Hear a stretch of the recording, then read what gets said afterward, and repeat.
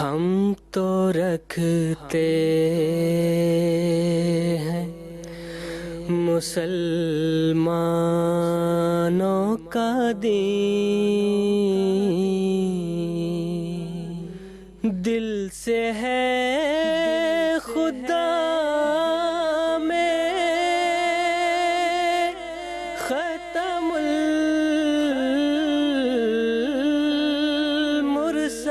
المرسلین، دل سے ہے خدا میں ختم المرسلین،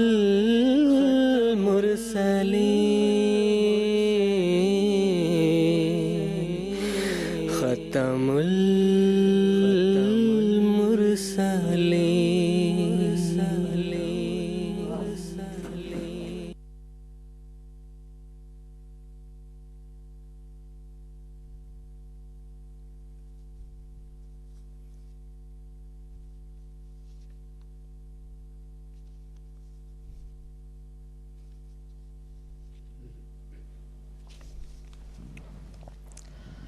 اعوذ باللہ من الشیطان الرجیم، بسم اللہ الرحمن الرحیم۔ ناظرین کرام، السلام علیکم ورحمۃ اللہ وبرکاتہ۔ سیدنا حضرت اقدس مسیح موعود علیہ السلام کی مبارک بستی قادیان دارالامان سے پروگرام راہ خدا کے ایپیسوڈز کی ایک نئی سیریز کے ساتھ ایک مرتبہ پھر ہم آپ کی خدمت میں حاضر ہیں۔ آج کا پروگرام بفضلہ تعالیٰ قادیان دارالامان سے لائیو ٹیلی کاسٹ کیا جا رہا ہے اور یہ پروگرام انٹریکٹیو بھی ہے۔ ہمارے اس پروگرام کو لائیو اور انٹریکٹیو کرنے کا یہی مقصد ہے تاکہ آپ ہمارے ساتھ رابطہ کر سکیں اور اپنے سوالات ہمارے علماء کرام کی خدمت میں پیش کر سکیں اور اس کے جوابات حاصل کر سکیں، اور جماعت احمدیہ کے عقائد کے تعلق سے اپنی رائے کو پیش کر سکیں، اور ہم آپ کی رائے کو احترام کی نگاہ سے دیکھتے ہوئے اس پر تبصرہ کریں گے۔ حسب معمول telephone calls, text messages, fax messages اور ای میلز کے ذریعہ آپ ہمارے ساتھ اس پروگرام میں جڑ سکتے ہیں۔ ہم سے رابطے کی تفصیل آپ کی ٹیلی ویژن اسکرین پر موجود ہے۔ ناظرین کرام، اس وقت قادیان دارالامان میں جلسہ سالانہ کی گہما گہمی ہے، مہمانان کرام کی آمد ہے اور ایک عجیب روحانی فضا قائم ہے جس کو صرف محسوس کیا جا سکتا ہے اور کلمات اس کو بیان کرنے سے عاجز ہیں۔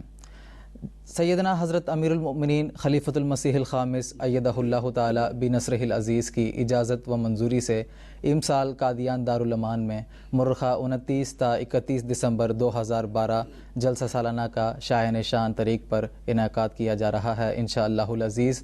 جلسہ سالانہ قادیان کے پیش نظر آج کے پروگرام میں ہم جلسہ سالانہ کے قیام کے پس منظر، اس کی تاریخ اور الہی بشارات کے مطابق اس کی تدریجی ترقی کے تعلق سے گفتگو کریں گے۔ اس موضوع پر گفتگو کرنے کے لیے علماء کرام کو جو پینل آج MTA قادیان کے اسٹوڈیوز میں موجود ہے ان کا میں تعارف کروا دیتا ہوں۔ مکرم و محترم مولانا محمد کریم الدین صاحب شاہد، اسی طرح مکرم و محترم مولانا محمد حمید کوثر صاحب آج ہمارے ساتھ قادیان اسٹوڈیوز میں تشریف رکھتے ہیں۔ میں ہر دو حضرات کا پروگرام راہ خدا میں خیر مقدم کرتا ہوں۔ ناظرین، بیت لدھیانہ کے ذریعہ سن 1889 میں بانی سلسلہ عالیہ احمدیہ حضرت مرزا غلام احمد صاحب قادیانی مسیح موعود و مہدی موعود علیہ السلام کے مبارک ہاتھوں سے مشیت الہی نے جماعت احمدیہ کی بنیاد ڈالی۔ اس کے 2 سال بعد اللہ تعالیٰ کے حکم کے تحت سن 1891 میں قادیان دارالامان میں جلسہ سالانہ کا آغاز ہوا۔ سیدنا حضرت اقدس مسیح موعود علیہ السلام نے جلسہ سالانہ کے اغراض و مقاصد کے تعلق سے اپنی معرکۃ الآراء تصنیف آسمانی فیصلہ میں تفصیل کے ساتھ بیان فرمائے ہیں، جس کے تعلق سے آج کے پروگرام میں بھی ہم مفصل گفتگو کریں گے۔ سیدنا حضرت اقدس مسیح موعود علیہ السلام نے اشتہار کے ذریعہ اپنے مخلصوں اور محبوں کو قادیان میں منعقد ہونے والے اس جلسے میں شامل ہونے کی ہدایت فرمائی ہے، اور صاحب حیثیت اور استطاعت رکھنے والوں کو تاکیدی تلقین فرمائی ہے کہ وہ اس روحانی جلسے میں شامل ہو کر استفادہ کریں۔ چنانچہ مہمانان کرام کی قادیان میں آمد بھی ہوئی، اور سیدنا حضرت اقدس مسیح موعود علیہ السلام نے شاملین جلسہ کے لیے پرسوز دعائیں بھی کی ہیں۔ جلسہ سالانہ کے آغاز کے ساتھ ساتھ حضرت اقدس مسیح موعود علیہ السلام نے اللہ تعالیٰ سے علم پا کر جلسہ سالانہ کی مستقبل میں غیر معمولی ترقیات کے تعلق سے جماعت کو بشارات اور خوشخبری بھی عطا فرمائی ہیں۔ رفتہ رفتہ مرور زمانے کے ساتھ اور جماعت احمدیہ کی روز افزوں ترقی کے ساتھ جلسہ سالانہ بھی ترقی کرتا کرتا ساری دنیا میں پھیل گیا ہے، اور آج عالم احمدیت میں پھیلی ہوئی جماعتوں کے کیلنڈر کا ایک ایمان افروز حصہ بن گیا ہے جس کا ہر ملک کے احمدیوں کو ہمیشہ انتظار رہتا ہے۔ ویسے تو ہر ملک میں جہاں پہ جماعت احمدیہ قائم ہے جلسہ سالانہ کا انعقاد کیا جاتا ہے الا ماشاء اللہ، لیکن قادیان دارالامان سیدنا حضرت اقدس مسیح موعود علیہ السلام کے مولد، مسکن اور مدفن ہونے کے اعتبار سے اور شاعر اللہ کی حیثیت سے اور جماعت احمدیہ کا دائمی مرکز ہونے کی وجہ سے یہاں پر جو جلسہ سالانہ کا انعقاد ہوتا ہے وہ اپنے اندر ایک امتیازی شان رکھتا ہے، جس کی وجہ سے ہر احمدی چاہے وہ دنیا کے کسی بھی کونے میں رہتا ہو قادیان کے جلسے میں شامل ہونے کی تڑپ اپنے دل میں رکھتا ہے اور جلسے میں شامل ہو کر قادیان کے روحانی ماحول سے استفادہ کرنے کی وہ خواہش کرتا ہے۔ تو ناظرین کرام، آج کے پروگرام میں ہم جلسہ سالانہ کے تعلق سے اپنی گفتگو کو جاری رکھیں گے۔ جلسہ سالانہ سے متعلق اپنے سوالات سے ہمیں ضرور آگاہ کیجیے گا۔ ہمیں فون کالز کے ذریعے آپ ہم سے رابطہ کر سکتے ہیں۔ ہم سے رابطے کی تفصیل اس وقت آپ اپنے ٹیلی ویژن اسکرین پر دیکھ رہے ہیں، انشاءاللہ پروگرام کے دوران بھی آپ دیکھتے رہیں گے۔ اب میں اپنے پروگرام کے پہلے حصے کی طرف منتقل ہونا چاہوں گا اور سب سے پہلے میں محترم مولانا محمد کریم الدین صاحب شاہد سے یہ پوچھنا چاہوں گا کہ سیدنا حضرت اقدس مسیح موعود علیہ السلام نے جلسہ سالانہ کے تعلق سے یہ بیان فرمایا ہے کہ یہ کوئی معمولی انسانی جلسہ نہیں ہے بلکہ خدا تعالیٰ نے خود اپنے ہاتھوں سے اس کی بنیادی اینٹ رکھی ہے۔ تو جلسہ سالانہ کے قیام کے پس منظر اور اس کی کیا اغراض و مقاصد ہیں، اس تعلق سے ہمارے ناظرین کو کچھ تفصیل بتانے کی میں آپ سے درخواست کروں گا۔ جزاکم اللہ۔ بسم اللہ الرحمن الرحیم۔ ناظرین و سامعین کرام، جلسہ سالانہ قادیان سن 1891 سے جو شروع ہوا، اس کا پس منظر یہ ہے کہ یہی وہ سال ہے جب کہ سیدنا حضرت اقدس مسیح موعود علیہ السلام نے مسیح موعود ہونے کا دعویٰ فرمایا۔ آپ کا یہ دعویٰ کرنا تھا کہ پورے ہندوستان میں ایک تہلکہ مچ گیا اور مولانا محمد حسین صاحب بٹالوی اور ان کے اور ہمنوا جو تھے انہوں نے مختلف علماء سے فتوے تیار کر کے آپ پر کفر کا فتویٰ لگایا، اور ایسی صورت میں جبکہ آپ کے دعویٰ کی وجہ سے لوگوں میں ایک تو ہیجان تھا کہ وہ تصور ہی نہیں کر سکتے تھے کہ حضرت عیسیٰ علیہ السلام فوت ہو چکے ہیں، بلکہ ان کا یہ عقیدہ تھا کہ وہ تو آسمان پر بیٹھے ہیں، اور دوسرا یہ کہ عام مسلمانوں میں اور خود علماء میں اتنا احساس کمتری پیدا ہو گیا تھا کہ وہ سمجھ ہی نہیں سکتے تھے کہ امت محمدیہ میں سے حضرت محمد مصطفیٰ صلی اللہ علیہ وسلم کا کوئی غلام مسیح موعود ہونے کا درجہ بھی حاصل کر سکتا ہے۔ تو یہ ایسی فضا قائم ہو گئی تھی جو انتہائی مخالفت کی فضا تھی۔ حضرت مسیح موعود علیہ السلام پر کفر کے فتوے لگائے گئے۔ تو حضرت مسیح موعود علیہ السلام نے اس تعلق سے ایک فیصلہ کن مرحلہ طے کرنے کے لیے تمام مکفر جو علماء تھے جنہوں نے کفر کے فتوے لگائے تھے ان کو یہ دعوت دی کہ اب فیصلے کا طریق یہی ہے کہ اللہ تعالیٰ نے قرآن مجید میں جو کامل مومنین ہیں ان کی جو علامات بیان کی ہیں، جیسے کہ اظہار علی الغیب ہے، امور غیبیہ کا اظہار کرنا، یا جیسا کہ قرآن مجید میں اللہ تعالیٰ نے فرمایا کہ جو لوگ ان الذین قالوا ربنا اللہ ثم استقاموا تتنزل علیہم الملائکۃ الا تخافوا ولا تحزنوا، کہ وابشروا بالجنۃ التی کنتم توعدون، کہ جو لوگ مستقل مزاجی کے ساتھ اللہ تعالیٰ پر کامل یقین رکھتے ہیں تو ان پر فرشتوں کا نزول ہوتا ہے۔ تو یہ فرشتوں کا نزول اظہار علی الغیب کے لیے ہوتا ہے، ایک کامل مومن کی علامت اللہ تعالیٰ نے بیان کی۔ پھر اسی طرح اللہ تعالیٰ نے فرمایا کہ جو لوگ اجیب و دعوت داعی اذا دعان، جو بھی دعا کرتا ہے میں اس کی دعا کو قبول کرتا ہوں۔ تو کامل مومن کی ایک علامت یہ بھی ہے کہ ان کی دعائیں کثرت سے قبول کی جاتی ہیں۔ پھر تیسری بات یہ کہ قرآن مجید میں جیسا کہ ذکر آتا ہے لا یمسہ الا المطہرون، کہ قرآن مجید کے حقائق اور معارف انہی لوگوں پر کھلتے ہیں جو پاکیزہ خیالات رکھتے ہیں، پاکیزگی اختیار کرنے والے ہوتے ہیں۔ تو اس لحاظ سے قرآن مجید کے حقائق اور معارف کا اظہار بھی جن کے اوپر کثرت سے ہوتا ہے وہ بھی کامل مومنین کی ایک علامت ہے۔ تو حضور نے فرمایا کہ اب فیصلے کا طریق یہ ہے کہ جو ہمارے مخالف علماء ہیں وہ اور ہم آپس میں دو فریق ہو گئے ہیں، ان دونوں فریق میں مقابلہ اس رنگ میں ہو کہ ایک انجمن قائم کر لی جائے جو دارالخلافہ پنجاب کا تھا لاہور، وہاں یہ انجمن قائم کر دی جائے، اور یہ انجمن فیصلہ کرے گی 1 سال کی مدت میں کہ کس کے اوپر اظہار الغیب زیادہ ہوا ہے، کس کی دعائیں قبول ہوئی ہیں زیادہ، کس نے حقائق اور معارف قرآن مجید کے عمدہ رنگ میں دنیا کے سامنے پیش کیے ہیں۔ تو پھر دونوں فریقوں کی رضامندی سے ممبر مقرر کیے جائیں اس انجمن کے، اور وہ انجمن فیصلہ کرے کہ ہاں کس پر کثرت سے یہ تمام حقائق اور معارف جاری ہوئے ہیں۔ تو اس کے لیے آپ نے آسمانی فیصلہ نامی ایک کتاب لکھی، اور جماعت کے احباب کو آپ نے یہ دعوت دی کہ 27 دسمبر 1891 کو وہ قادیان میں جمع ہوں تاکہ اس سلسلے میں مشورہ بھی ہو جائے۔ چنانچہ 27 دسمبر کو جماعت احمدیہ کا جو پہلا جلسہ سالانہ ہے وہ اسی رنگ میں منعقد ہوا کہ 75 احباب اس میں شامل ہوئے، اور اس میں پھر یہ تجویز ہوئی کہ ممبر ان میں سے کون منتخب کیے جائیں۔ تو پھر فیصلہ یہ ہوا کہ حضور علیہ الصلوۃ والسلام نے جو کتاب آسمانی فیصلہ تصنیف فرمائی ہے وہ پڑھ کر سنائی جائے۔ چنانچہ حضرت مولوی عبدالکریم صاحب رضی اللہ تعالیٰ عنہ نے وہ کتاب پڑھ کے سنائی، اور پھر اس کے بعد یہ فیصلہ ہوا کہ اس کتاب کو شائع کر دیا جائے۔ اس کے نتیجے میں جو غیر احمدی اور مکفر علماء ہیں ان کا بھی اندیا معلوم ہو جائے، پھر ان کے بھی فریق جو ہوں گے وہ ممبر ہیں ان کا انتخاب کیا جائے، ہم بھی اپنا انتخاب کر کے ایک انجمن قائم کر دیں گے۔ لیکن جب یہ کتاب شائع ہو گئی تو اس تعلق میں پھر مکفر علماء نے کوئی اس کا جواب نہیں دیا۔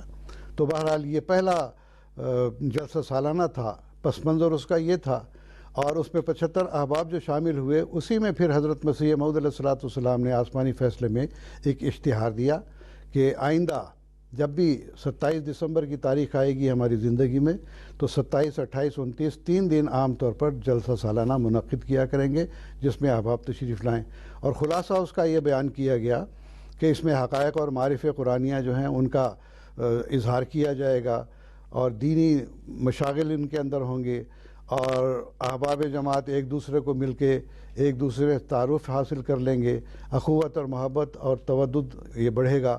تو میں یہ حضرت مسیح موعود علیہ الصلوۃ والسلام کے الفاظ ہی میں پڑھ کر سنانا زیادہ موزوں سمجھتا ہوں کہ جس میں اغراض و مقاصد بھی جلسہ سالانہ کے حضور نے بیان فرمائے۔ چنانچہ یہ اشتہار 30 دسمبر 1891 کو حضور نے شائع فرمایا۔ آپ فرماتے ہیں، تمام مخلصین داخلین سلسلہ بیعت اس عاجز پر ظاہر ہو کہ بیعت کرنے سے غرض یہ ہے کہ تا دنیا کی محبت ٹھنڈی ہو اور اپنے مولا کریم اور رسول مقبول صلی اللہ علیہ وسلم کی محبت دل پر غالب آ جائے، اور ایسی حالت انقطاع پیدا ہو جائے جس سے سفر آخرت مکروہ معلوم نہ ہو۔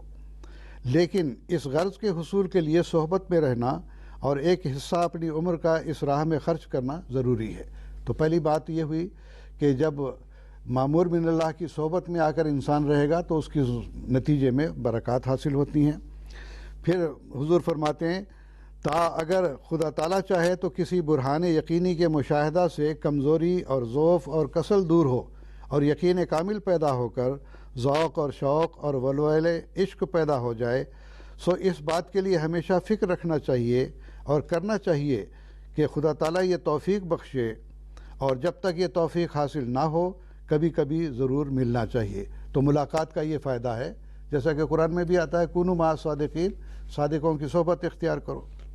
تو آگے فرماتے ہیں، کیونکہ سلسلہ بیعت میں داخل ہو کر پھر ملاقات کی پرواہ نہ رکھنا، ایسی بیعت سراسر بے برکت اور صرف ایک رسم کے طور پر ہوگی، اور چونکہ ہر ایک کے لیے بباعث ضعف فطرت یا کمی مقدرت یا بعد مسافت یہ میسر نہیں آ سکتا کہ وہ صحبت میں آ کر رہے یا چند دفعہ سال میں تکلیف اٹھا کر ملاقات کے لیے آوے، کیونکہ اکثر دلوں میں ابھی ایسا اشتعال شوق نہیں کہ ملاقات کے لیے بڑی بڑی تکالیف اور بڑے بڑے حرجوں کو اپنے پر روا رکھ سکیں۔ لہٰذا قرین مصلحت معلوم ہوتا ہے کہ سال میں 3 روز ایسے جلسہ کے لیے مقرر کیے جائیں جس میں تمام مخلصین اگر خدا چاہے بشرط صحت و فرصت و عدم موانع قویہ، یعنی زیادہ کوئی بڑی رکاوٹیں نہ ہوں، تو فرمایا و عدم موانع قویہ تاریخ مقررہ پر حاضر ہو سکیں، سو میرے خیال میں بہتر ہے کہ وہ تاریخ 27 دسمبر سے 29 دسمبر تک قرار پائے، یعنی آج کے دن کے بعد جو 30 دسمبر 1891 ہے، آئندہ اگر ہماری زندگی میں 27 دسمبر کی تاریخ آ جائے تو حتی الوسع تمام دوستوں کو محض للہ ربانی باتوں کے سننے کے لیے اور دعا میں شریک ہونے کے لیے اس تاریخ پر آ جانا چاہیے۔ تو گویا ایک غرض یہ بیان کی کہ ربانی باتوں کا سننا سنانا یہ شغل رہے گا، اور دوسرے ہے کہ دعا میں شریک ہوں گے۔ تو لازمی بات ہے جب اجتماعی رنگ میں دعا ہوتی ہے تو اللہ تعالیٰ اس کو قبولیت بھی عطا کرتا ہے۔ تو آگے فرمایا، اور اس جلسے میں ایسے حقائق اور معارف سنانے کا شغل رہے گا جو ایمان اور یقین اور معرفت کو ترقی دینے کے لیے ضروری ہیں۔ تو گویا ان جلسوں کا مقصد یہ بھی ہے کہ ایسے حقائق اور معارف بیان کیے جائیں جو ان میں سے ایمان اور یقین اور معرفت ترقی کرے۔ اور فرمایا، اور ان دوستوں کے لیے خاص دعائیں اور خاص توجہ ہوگی، اور حتی الوسع بدرگاہ ارحم الراحمین کوشش کی جائے گی کہ خدا تعالیٰ اپنی طرف ان کو کھینچے اور اپنے لیے قبول کرے اور پاک تبدیلی انہیں بخشے۔ اور ایک عارضی فائدہ ان جلسوں میں یہ بھی ہوگا کہ ہر ایک نئے سال میں جس قدر نئے بھائی اس جماعت میں داخل ہوں گے وہ تاریخ مقررہ پر حاضر ہو کر اپنے پہلے بھائیوں کے منہ دیکھ لیں گے۔ گویا کہ جو پرانے احمدی ہیں جب نئے احمدی ان سے ملیں گے تو ان کا ایمان بھی بڑھے گا۔ پھر فرمایا کہ اور روشناسی ہو کر آپس میں رشتہ تودد و تعارف ترقی پذیر ہوتا رہے گا، اور جو بھائی اس عرصے میں اس سرائے فانی سے انتقال کر جائے گا اس جلسے میں اس کے لیے دعائے مغفرت کی جائے گی، اور تمام بھائیوں کو روحانی طور پر ایک کرنے کے لیے اور ان کی خشکی اور اجنبیت اور نفاق کو درمیان سے اٹھا دینے کے لیے بدرگاہ حضرت عزت جل شانہ کوشش کی جائے گی۔ اور روحانی سلسلے میں اس روحانی سلسلے میں اور بھی کئی روحانی فوائد اور منافع ہوں گے جو انشاءاللہ القدیر وقتاً فوقتاً ظاہر ہوتے رہیں گے۔ اور اللہ تعالیٰ کے فضل سے ہم نے دیکھا کہ حضرت مسیح موعود علیہ السلام نے جو باتیں بیان فرمائی ہیں، جو اغراض و مقاصد اس کے بیان فرمائے ہیں، اس کے مطابق نئے ان کے علاوہ بھی نئے فوائد بھی ہمیں حاصل ہو رہے ہیں۔ اس وقت اللہ کے فضل سے نہ صرف قادیان بلکہ دنیا کے ہر ملک میں اللہ تعالیٰ کے فضل سے یہ جلسے منعقد ہو رہے ہیں، اور حضرت مسیح موعود علیہ السلام نے جن اغراض و مقاصد کے لیے جلسے قائم کیے تھے اس سے احباب استفادہ کرتے ہیں، ان کی روحانیت میں ترقی ہوتی ہے، ان کے رشتے اخوت اور تودد میں ترقی ہوتی ہے، ایک دوسرے کے حالات معلوم ہوتے ہیں۔ پھر ان کو یہ بھی موقع ملتا ہے کہ کس طرح سے ہم غیر اقوام میں اور خاص طور پر یورپ اور امریکہ میں اسلام کو پھیلائیں۔ اور جیسا کہ ہمارے پیارے امام امریکہ میں بھی، لندن میں بھی، جرمنی میں بھی جہاں کہیں گئے ہیں وہاں پر یہ اسلام کا پیغام ان کی پارلیمنٹ میں بھی پہنچا رہے ہیں۔ تو یہ اغراض و مقاصد اللہ تعالیٰ کے فضل سے ہم حاصل کر رہے ہیں، اور یہی اغراض و مقاصد ہیں جو جلسہ سالانہ کے ہیں۔ تو اللہ کے فضل سے اب ہم جو ہے 1891 سے لے کر اب تک جو جلسے منعقد ہو رہے ہیں اس میں بے حد روحانی فوائد جماعت احمدیہ حاصل کر رہی ہے۔ جزاکم اللہ تعالیٰ احسن جزا۔ آپ نے سیدنا حضرت اقدس مسیح موعود علیہ السلام کے الفاظ میں ہی جلسہ سالانہ کے اغراض و مقاصد کو تفصیلی رنگ میں یہاں پہ ذکر فرمایا ہے۔ جو مہمانان کرام اس وقت قادیان کے جلسہ سالانہ میں شرکت کے لیے سفر کی تیاری کر رہے ہیں، ان کو چاہیے کہ وہ ان اغراض و مقاصد کو ان دنوں اپنے مطمع نظر بنائیں اور ان کے حصول کی ہر ممکن کوشش کریں۔ اب میں محترم مولانا محمد حمید کوثر صاحب سے یہ پوچھنا چاہوں گا کہ جس طرح کے مول صاحب نے ذکر فرمایا 27 دسمبر کو قادیان میں پہلا جلسہ منعقد ہوا جس میں 75 افراد شامل ہوئے، اور یہ جلسہ مسجد اقصیٰ میں منعقد ہوا۔ اس وقت بظاہر نامساعد حالات تھے، جماعتی وسائل بھی بہت محدود تھے، لیکن اللہ تعالیٰ نے اس وقت اپنی مائیت کا وعدہ کرتے ہوئے تائید نصرت کا سیدنا حضرت اقدس مسیح موعود علیہ السلام سے وعدہ فرمایا ہے، اور خدا تعالیٰ سے علم پا کر آپ علیہ السلام نے مستقبل میں اس جلسے کی غیر معمولی ترقیات کے تعلق سے جماعت احمدیہ کو خوشخبریاں بھی عطا فرمائی ہیں۔ اس کے ساتھ جہاں پر حضرت اقدس مسیح موعود علیہ السلام نے افراد جماعت کو کثرت کے ساتھ اس جلسے میں شریک ہونے کی تلقین فرمائی ہے، وہاں پہ آپ علیہ السلام نے شاملین جلسہ کے لیے پرسوز دعائیں بھی کی ہیں۔ تو میں آپ سے درخواست کروں گا کہ جلسہ سالانہ کے تعلق سے الہی بشارات اور جو پرسوز دعائیں آپ علیہ السلام نے شاملین جلسہ کے لیے کی ہیں ان کے تعلق سے ہمارے ناظرین کو کچھ تفصیل بتائیں۔ ناظرین کرام و سامعین کرام، سیدنا حضرت مسیح موعود علیہ السلام کو اعلان معموریت کے وقت سے ہی بہت سی ایسی خوشخبریاں ملنی شروع ہو گئی تھیں، اور آپ کو یہ علم ہو چکا تھا کہ آپ کے پاس ایک جماعت آنے والی ہے اور بہت سے لوگ آپ کے پاس آئیں گے۔ चुनाचे 1869 में अल्लाह ताला ने हज़रत मसीह मऊद अलैहिस्सलाम को बज़रिया रोया एक खुशखबरी दी जो आपने अरबी ज़बान में लिखी थी, और उसका उर्दू तर्जुमा थोड़ा सा मैं पढ़ के सुना देता हूँ। मैंने एक मुबशर ख्वाब में मुखलिस मोमिनों और आदिल और नेकोकार बादशाहों की एक जमात देखी, जिनमें से बाज़ इसी मुल्क हिंद के, बाज़ अरब के, बाज़ फ़ारस के, बाज़ शाम के, बाज़ रोम के और बाज़ दूसरे बिलाद के थे जिनको मैं नहीं जानता था। इसके बाद मुझे खुदा ताला ने बताया ये लोग तेरी तस्दीक करेंगे, योमेनून बेका, और तुझ पर ईमान लाएंगे। ये 1869 की बात है, अभी जलसा सालाना शुरू भी नहीं हुआ था। 22 साल पहले अल्लाह ताला ने हज़रत मसीह साहब को ये खबर दे दी थी।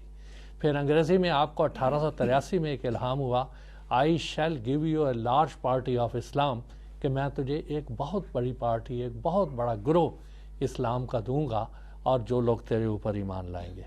फिर अल्लाह ताला ने एक तो ये आने का, जमात में शामिल होने का जिक्र किया, फिर कादियान में आने का या आपके पास आने का, याती का मिन कुल्ले फज्जिन अमीक, यातूना मिन कुल्ले फज्जिन अमीक, कि वो दूर दराज से तेरे पास आएंगे और इस कसरत से आएंगे कि जिन रस्तों पर वो चल के आएंगे कसरत इस्तेमाल की वजह से उनमें गड्ढे पड़ जाएंगे, वो अमीक हो जाएंगे। ये एक इजहार कसरत का एक तरीका था जो अल्लाह ताला ने बताया। तीसरा, हज़रत मसीह मऊद अलैहिस्सलाम को अल्लाह ताला ने उसी दौर में 1882 में अल्लाह ताला ने मसीह मऊद अलैहिस्सलाम को ये भी कहा, वस्से मकाना का व वस्से मकाना का, तू अपने मकान को वसी से वसी तर कर।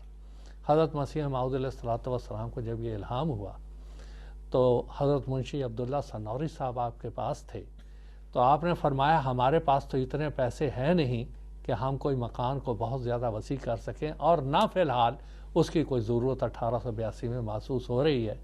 इसके बावजूद आपने इस इल्हाम को ज़ाहरी तौर पर पूरा करने के लिए उनको ये कहा कि आप अमृतसर चले जाएं, वहाँ हकीम मोहम्मद शरीफ साहब हैं, उनसे, उनके ज़रिया से आप कोई छप्पर ख़रीदने का सामान ले आएँ। चुनाचे वो गए और लाए, और 3 छप्पर हज़रत मसीह मऊद अलैहिस्सलाम ने इस इल्हाम को ज़ाहिरन पूरा करने के लिए अपने मकान के किसी हिस्से में बनवा लिए, जो बाद में टूट फूट गए।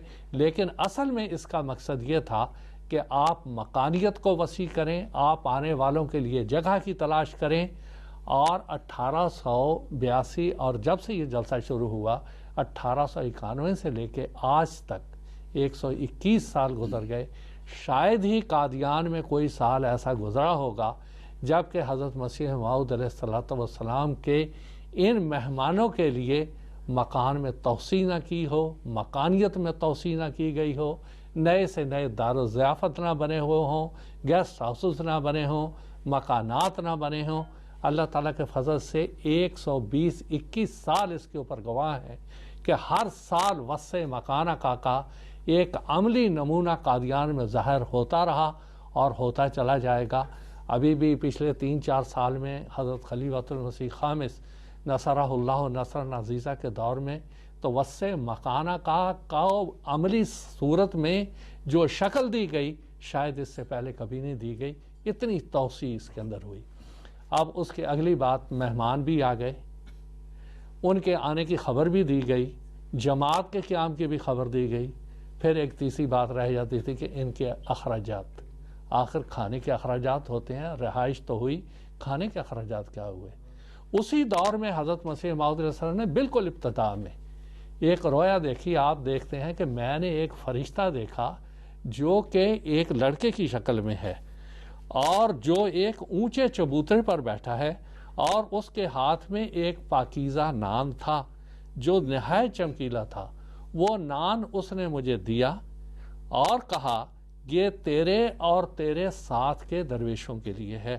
हज़रत मसीह मऊद अलैहिस्सलाम ने नान की ताबीर ये की कि इससे मुराद ये है कि अल्लाह ताला हमारा और हमारी जमात का खुद मुतकफ़िल होगा और कभी भी हमें खाने के लिहाज से, रिज़्क़ के लिहाज से कभी भी हमें मुश्किल में नहीं डालेगा। और ये 120 साल तारीख़ इस बात की गवाह है।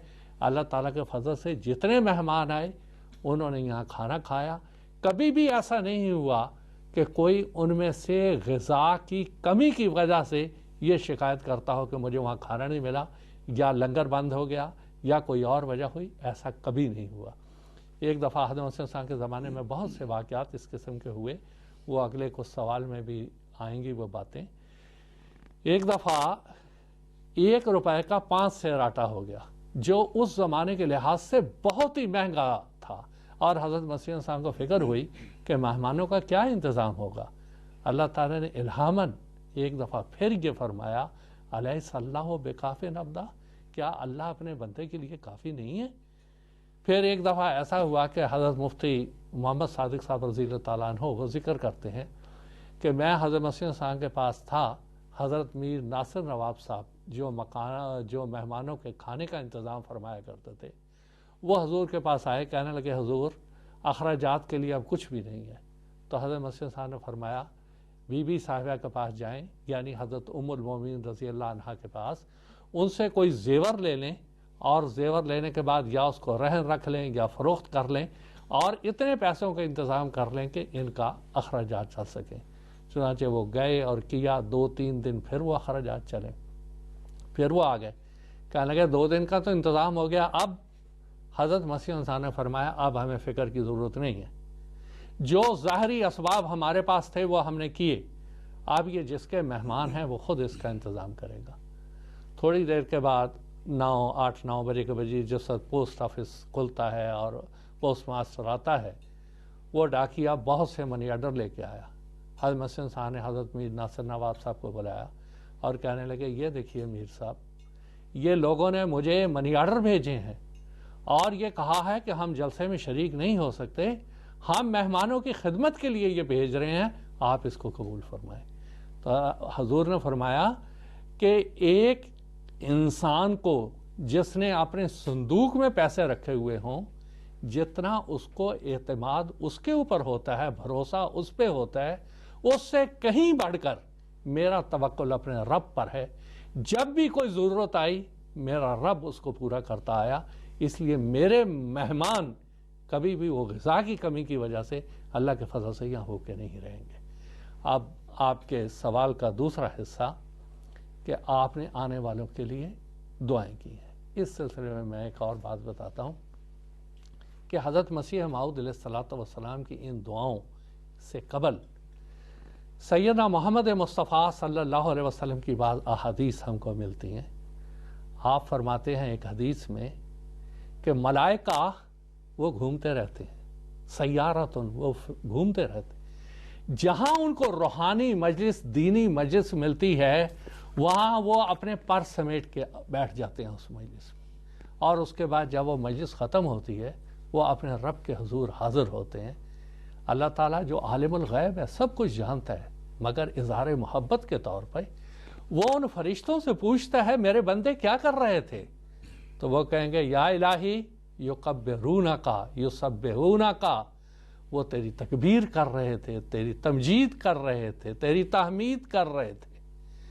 پھر وہ اللہ تعالیٰ کہے گا وہ کیا مانگ رہے تھے, کہہ رہے تھے یا اللہ وہ تجھ سے تیری جنت مانگ رہے تھے, اور وہ پناہ مانگ رہے تھے تیری جہنم میں جانے سے, جہنم سے بچنے کی دعائی کر رہے تھے. اس پر اللہ تعالیٰ نے فرمایا کیا انہوں نے میری جنتیں دیکھی ہیں؟ نہیں. تو اللہ نے فرمایا اگر وہ دیکھتے تو اور زیادہ جوش سے مانگتے. اور کیا کر رہے تھے؟ تو فرشتے کہیں گے وہ اللہ مغفرت مانگ رہے تھے, معافیاں مانگ رہے تھے, بخشش مانگ رہے تھے. تو اللہ کہے گا جاؤ میں نے ان سب کو معاف کیا. اس پہ فرشتے کہیں گے اس میں عبد خطا, یہ گناہ گار آدمی تھا, جاتے جاتے بیٹھ گیا تھا, وہ بھی معاف.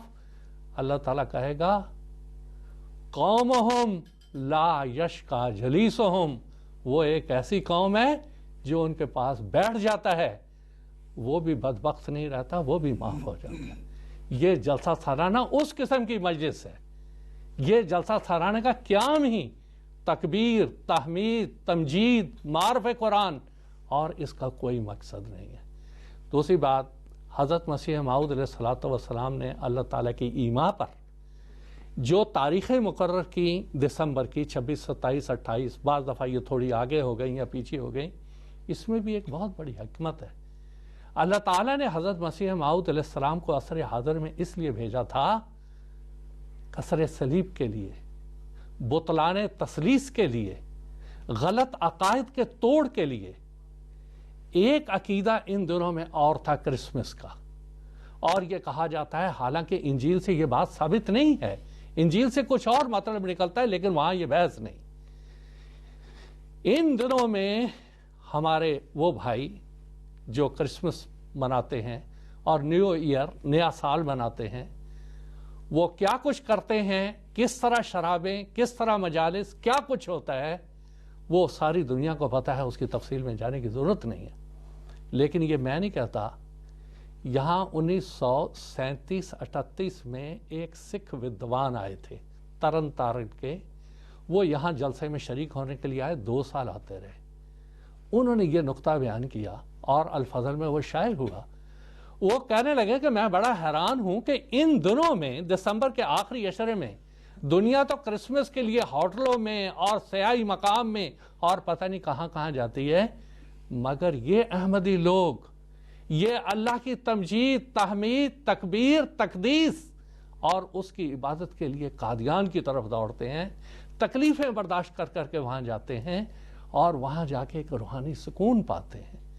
یہ ہے اصل میں اصل مقصد، کہ ایک غیر واسطہ طور پہ، غیر مباشر طور پہ یہ جو ایک دنیا کی دوڑ ہے، اس کو بالکل ایک دوسری سمت سے موڑ کر اللہ تعالیٰ کی عبادت کی طرف لانا، قرآن مجید کے معرف کی طرف لانا، اس کو سننے اور سنانے کا شغل جاری کرنا، یہ تھی سب سے بڑی بات۔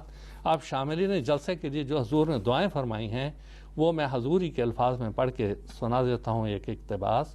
حضور فرماتے ہیں، بالآخر میں دعا پر ختم کرتا ہوں، ہر یک صاحب جو اس للہی جلسہ کے لیے سفر اختیار کریں، خدا تعالیٰ ان کے ساتھ ہو اور ان کو اجر عظیم بخشے، ان پر رحم کرے، ان کی مشکلات اور اضطراب کے حالات ان پر آسان کر دے وے اور ان کے ہم و غم کو دور فرماوے، ان کو ہر یک تکلیف سے مخلصی عنایت کرے، ان کی مرادات کی راہیں ان پر کھول دے وے اور روز آخرت میں اپنے ان بندوں کے ساتھ ان کو اٹھاوے جن پر اس کا فضل و رحم ہے، تا اختتام سفر ان کے بعد ان کا خلیفہ ہو۔ اے خدا ذو المجد والعطا اور رحیم اور مشکل کشا، یہ تمام دعائیں قبول کر اور ہمیں ہمارے مخالفوں پر روشن نشانوں کے ساتھ غلبہ عطا فرما۔ ہر ایک قوت اور طاقت تجھی کو ہے، آمین ثم آمین۔ یہ حضور کی آنے والوں کے لیے بہت سی دعائیں ہیں، لیکن میں نے صرف وقت کی رعایت سے ایک دعا پڑھی ہے۔ جو آئے گا، آج بھی آئے گا، مسیح موعود علیہ السلام کی اس دعا کا وارث بنے گا، لیکن اس کی نیت اور دعا ہونی چاہیے۔ اے میرے خدا، مسیح موعود علیہ السلام نے شاملین اور مشارکین کے لیے جو دعا کی ہے، وہ میرے اور میرے بچے اور میری اولاد اور میرے دوستوں کے حق میں بھی پوری فرما، کیونکہ انما الاعمال بالنیات، نیت کے اوپر سارا انحصار ہوتا ہے۔ نیت یہی ہونی چاہیے کہ میں مسیح السلام کی دعاؤں کا وارث بنوں، وہ میرے حق میں بھی پوری ہوں۔ اللہ تعالیٰ ضرور پوری کرے گا، جیسے پہلے کی، آج بھی کرے گا اور آئندہ بھی کرے گا انشاءاللہ۔ جزاکم اللہ تعالیٰ احسن جزا۔ سیدنا حضرت اقدس مسیح موعود علیہ السلام نے پہلے جلسہ سالانہ کے بعد جو اشتہار سن 1892 میں شائع فرمایا ہے، اس میں آپ نے خدا تعالیٰ سے علم پا کر یہ بھی ذکر فرمایا ہے کہ اس جلسے کے لیے اللہ تعالیٰ قومیں تیار کر رہا ہے جو ان قریب اس میں آ ملیں گی۔ چنانچہ جب ہم جلسہ سالانہ کا مشاہدہ کرتے ہیں، ہر ایک فرد جو اس جلسے میں شامل ہوتا ہے وہ اس بات پر گواہی دے سکتا ہے کہ مختلف رنگ و نسل کے لوگ اس جلسے میں شامل ہوتے ہیں، اور کیا افریقہ، کیا امریکہ اور کیا عرب اور کیا عجم، سب ایک پلیٹ فارم میں آ کے شامل ہو جاتے ہیں اور یہاں کے روحانی ماحول سے استفادہ کرتے ہیں۔ ایک ٹیلی فون کالر ہیں اس وقت ہمارے پاس، ہم ان سے گفتگو کرتے ہیں۔ مکرم نعمت اللہ صاحب ہیں پاکستان سے، اس وقت ہمارے ساتھ رابطے میں ہیں۔ السلام علیکم ورحمۃ اللہ۔ نعمت اللہ صاحب،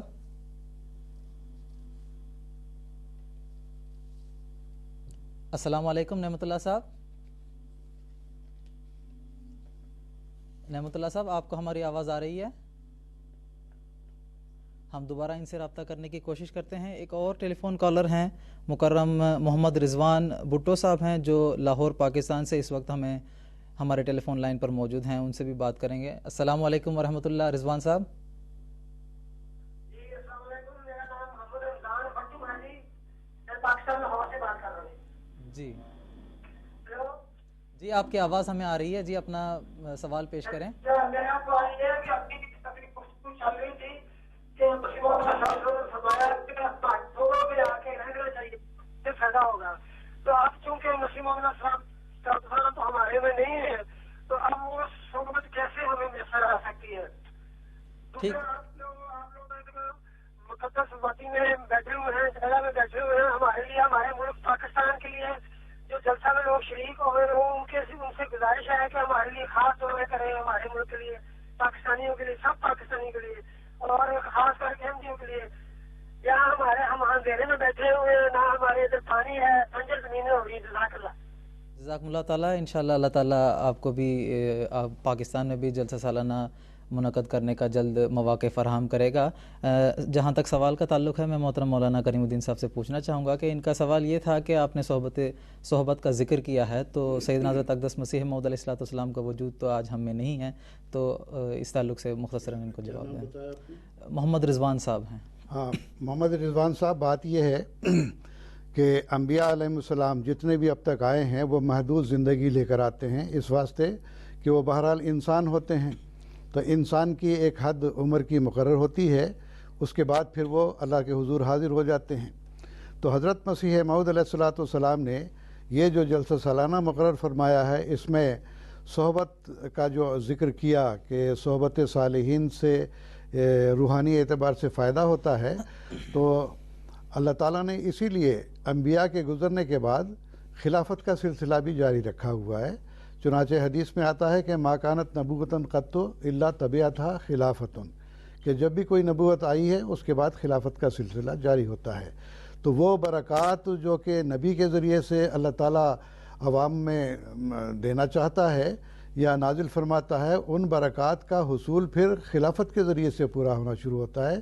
اس واسطے کہ جو خلیفہ نبی کے بعد مقرر ہوتے ہیں وہ اسی مقصد کو پورا کرنے کے لیے ہوتے ہیں جو وہ نبی ادھورا عام طور پر چھوڑ گیا ہوا محسوس ہوتا ہے. جیسا کہ حضرت صلی اللہ علیہ وسلم کے بعد حضرت ابوبکر صدیق رضی اللہ تعالیٰ عنہ خلیفہ بنے, اور وہ برکات جو حضرت صلی اللہ علیہ وسلم سے وابستہ تھیں اس کا سلسلہ پھر خلافت کے ذریعے سے وابستہ ہونا شروع ہوا, اور وہ برکات اس خلافت کے ذریعے سے حاصل ہوتی رہی. اسی طرح حضرت مسیح موعود علیہ السلام اب ہم میں نہیں, آپ وفات پا چکے ہیں. آپ کے بعد آپ کے پہلے خلیفہ حضرت مولانا نور الدین رضی اللہ تعالیٰ عنہ بنے, اور وہ برکات جو ادھوری رہ گئی تھی پھر خلافت کے ذریعے اللہ تعالیٰ نے جاری فرما دی. لہٰذا جب پہلا جلسہ سالانہ حضرت خلیفہ اول کے زمانے میں ہوا ہے 1908 میں, پھر وہ برکات اسی طرح سے جو استفادہ نبی کی ذات سے ہونا تھا وہ استفادہ اب خلافت کے ذریعے سے ہونا شروع ہوا, یہاں تک کہ پارٹیشن 1947 عمل میں آئی. اس کے بعد پھر پارٹیشن کے نتیجے میں مرکز قادیان سے خلیفہ وقت ربوہ چلے گئے, جلسے وہاں ہوتے رہے. اور یہ بھی آپ کو میں بتا دوں کہ ہمارے عام طور پر جو مرکزی جلسے ہوتے ہیں وہ وہیں پر ہوتے ہیں جو جہاں پر خلیفہ وقت ہوتے ہیں. اب ہمارے پیارے امام حضرت خلیفۃ المسیح الخامس اید اللہ تعالیٰ بنصر العزیز اس وقت لندن میں ہیں, تو مرکزی جلسہ لندن میں ہی ہوتا ہے. ہاں, اس کے ذیل میں امریکہ میں بھی جلسے ہوتے ہیں, لندن میں بھی ہوتے ہیں, جرمنی میں بھی ہوتے ہیں, کینیڈا میں بھی ہوتے ہیں, اور دنیا کے ہر ملک میں جہاں بھی احمدی بستے ہیں وہ جلسے کرتے ہیں. اب رہا یہ سوال کہ پارٹیشن کے بعد جلسہ سالانہ قادیان جو منعقد ہوتے رہے ہیں, تو اس میں بھی یہ مد نظر رہے کہ خلفاء کے ذریعے سے جن صحابہ نے استفادہ کیا ان صحابہ کے ذریعے سے پھر حصول برکات ہوتی رہی ہیں. اور پھر سب سے بڑی بات یہ کہ یہاں پر مقامات مقدسہ ہیں, اور یہ قادیان کا ایک امتیاز ہے کہ جو کسی اور ملک کو حاصل نہیں, کہ یہ مولد و مسکن ہے حضرت مسیح موعود علیہ السلام کا. مقامات مقدسہ میں جاتے ہیں, دعائیں کرتے ہیں, اور پھر وہ جو رشتہ تودد اور تعارف ہے وہ بھی حاصل ہوتا ہے. اور پھر آج کے زمانے میں ٹیلی ویژن کے ذریعے سے دیکھیے, ہمارے امام تو ہمارے ہر وقت قریب ہیں. آپ کے خطبات سے ہم استفادہ کرتے ہیں، آپ کی صحبت اس رنگ میں ہمیں حاصل ہو رہی ہے، تو کسی نبی کے یا مامور بن اللہ کے گزر جانے کے بعد اس کی برکات محدود نہیں ہو جاتی، بلکہ ان کا سلسلہ ان کے خلیفوں کے ذریعے سے جاری رہتا ہے۔ جزاکم اللہ تعالیٰ احسن الجزا۔ مکرم عبدالستار صاحب ہیں پاکستان سے، اس وقت ہمارے ساتھ ٹیلی فون لائن پر موجود ہیں، ان سے بھی گفتگو کریں گے۔ السلام علیکم ورحمۃ اللہ عبدالستار صاحب۔ وعلیکم السلام ورحمۃ اللہ۔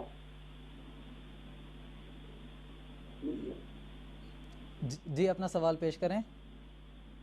میرا مبارکباد پیش کرنا ہے NTA ਨੂੰ کہ ਇੰਨੇ ਚੰਗੇ ਪ੍ਰੋਗਰਾਮ ਦੇ ਕੇ ਸਾਡੀ ਘਰ ਦੀ ਹਾਲਤ ਬਦਲ ਦਿੱਤੀ ਹੈ। ਅੱਗੇ ਬੱਚੇ ਡਰਾਮੇ ਉਰਾ ਪੁਰਾ ਬਹੁਤ ਦੇਖਦੇ ਸੀ ਉਸ ਤੱਕ, ਹੁਣ ਜਦੋਂ ਵੀ ਲਾਉਂਦੇ ਨੇ NTA ਤੇ ਲੱਗਾ ਹੁੰਦਾ TV ਸਾਡਾ, ਭਾਵੇਂ ਕਿਸੇ ਵੀ ਪ੍ਰੋਗਰਾਮ 'ਚ ਹੋਵੇ, ਉਹਦੇ ਵਿੱਚ ਇਹ ਮਾਹੌਲ ਹੀ ਬਦਲ ਗਿਆ ਕਿ ਮੈਂ ਨਵਾਂ ਸ਼ਾਮਲ ਹੋਇਆ ਜਮਾਤ ਅਹਿਮਦੀਆ ਦੇ ਵਿੱਚ। ਹੋਰਨਾਂ ਨੂੰ ਕਹਿਣਾ ਵੀ ਇਹ ਜਮਾਤ ਨਾਲੋਂ ਅੱਛੀ ਜਮਾਤ ਹੋਰ ਕੋਈ ਨਹੀਂ,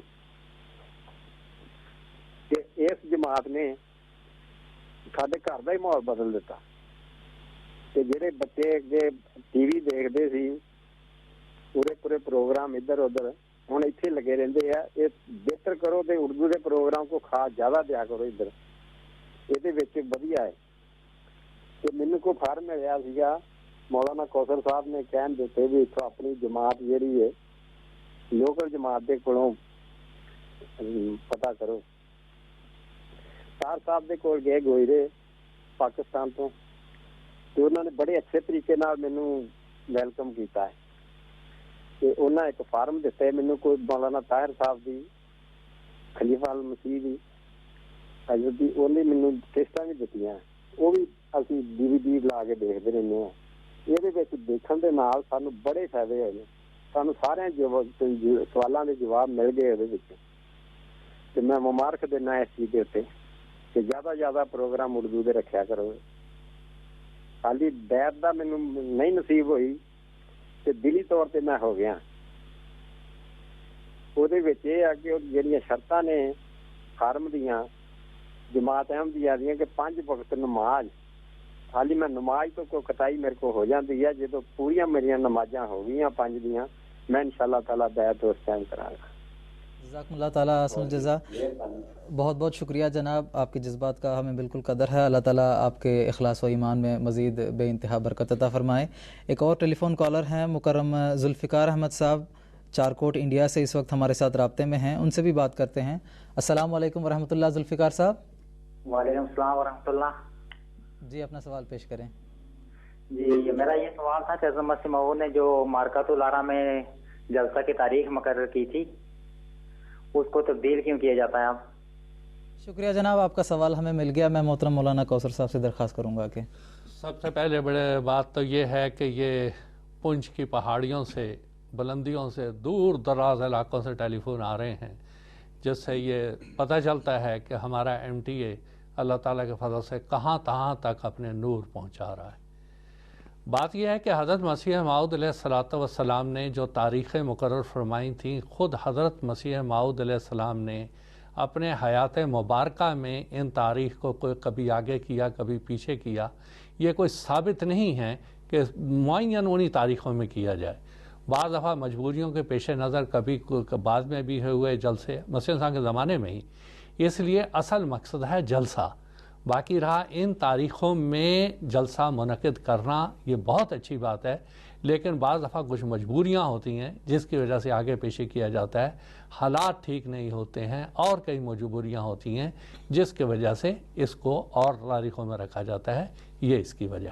جزاکم اللہ تعالیٰ۔ تھوڑا سا بھی اس میں جی اضافہ کرنا چاہتا ہوں، وہ یہ کہ خود حضرت، جیسا کہ کوثر صاحب نے بھی ذکر کیا ہے، حضرت مسیح موعود علیہ السلام کے زمانے میں 1897 کا جو جلسہ ہوا ہے وہ 25 دسمبر سے لے کے 1 جنوری تک ہوا ہے۔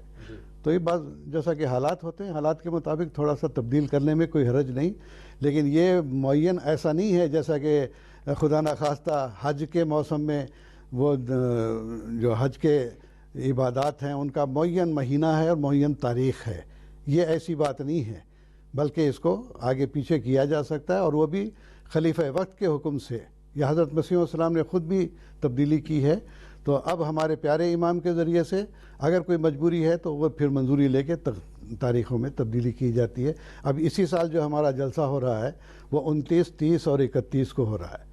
تو اس لحاظ سے حضرت مسیح السلام نے جو 25 دسمبر سے 1 جنوری تک کا جو رکھا ہے تو اس کے مطابق اس میں بھی کوئی حرج نہیں ہے. تو بہرحال جلسہ سالانہ ہونا چاہیے بس. جی شکریہ، جزاکم اللہ. مکرم تبسم صاحب ہیں چنڈی گڑھ سے، اس وقت ہمارے ساتھ ٹیلی فون لائن پر موجود ہیں، ان سے بھی بات کریں گے. السلام علیکم ورحمۃ اللہ. تبسم صاحب.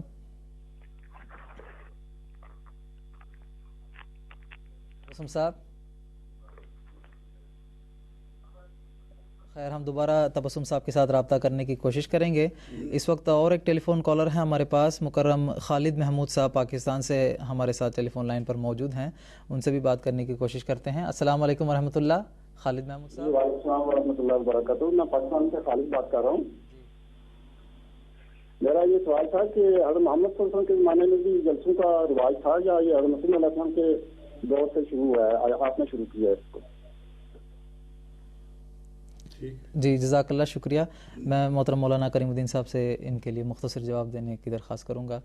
جلسہ سالانہ کے تعلق سے انہوں نے سوال کیا ہے کہ محمد صلی اللہ علیہ وسلم کے زمانے میں اس تعلق سے بات اصل میں یہ ہے خالد صاحب کہ ہر زمانے کے حالات الگ ہوتے ہیں، ہر زمانے کا ماحول الگ ہوتا ہے. جس زمانے میں حضرت محمد رسول اللہ صلی اللہ علیہ وسلم مبعوث ہوئے تھے اس وقت کے حالات اور تھے. اس وقت جنگوں کا زمانہ ہوتا تھا. صلح کا زمانہ تو بہت کم نصیب ہوا جبکہ صلح حدیبیہ ہوئی اور 10 سال کے لیے جنگ بندی کا معاہدہ ہوا. اس کے بعد پھر اللہ تعالیٰ کے فضل سے مسلمانوں کی تعداد بھی بڑھی اور مکہ بھی فتح ہوا ہے. تو اس وقت کے حالات ایسے نہیں تھے کہ ایسے جلسے کیے جاتے. ہاں اس کے بعد پھر اللہ تعالیٰ کے فضل سے خلافت کے زمانے میں جلسے بھی ہوتے رہے، جنگیں بھی ہوتی رہیں. اس زمانے کا ماحول اور تھا. آج کا ماحول یہ ہے کہ امن و امان اور صلح اور شانتی کے ساتھ اپنے مذہب کے عقائد کو پھیلایا جائے اور اس کے لیے پھر جو معتقدین ہیں ان کے اندر ایک جوش پیدا کیا جائے. تو اس کو مد نظر رکھتے ہوئے کہ آج کل کا زمانہ دجالیت سے بہت زیادہ متاثر ہے اور ہر قسم کی اس کے اندر گندگی پائی جاتی ہے اور اس کو پھر ہوا دینے میں بہت سارے جلسے جلوس بھی لوگ کیا کرتے تھے. تو اس کا توڑ بھی تو کچھ ہونا چاہیے. اس کے لیے حضرت مسیح موعود علیہ الصلوۃ والسلام نے یہ سلسلہ آج آپ کے زمانے اور آئندہ آنے والے زمانے کے حالات کو ملحوظ رکھتے ہوئے کہ کس طرح سے اس دجالیت کے طلسم کو پارا کر دیا جائے، آپ نے ایک روحانی ماحول پیدا کرنے کے لیے یہ جلسے پیدا کیے. تو اس زمانے کے حالات اور تھے، اس زمانے کے حالات اور ہیں. اس لحاظ سے اس کا موازنہ دور اول سے یا دور اول کا اس دور سے کرنا مناسب نہیں ہے. جزاکم اللہ تعالیٰ. اب ہم اپنے اصل پروگرام کی طرف واپس لوٹتے ہیں. سیدنا حضرت اقدس مسیح موعود علیہ الصلوۃ والسلام کے زمانے میں بھی قادیان دارالامان میں جلسہ سالانہ کا انعقاد ہوتا رہا.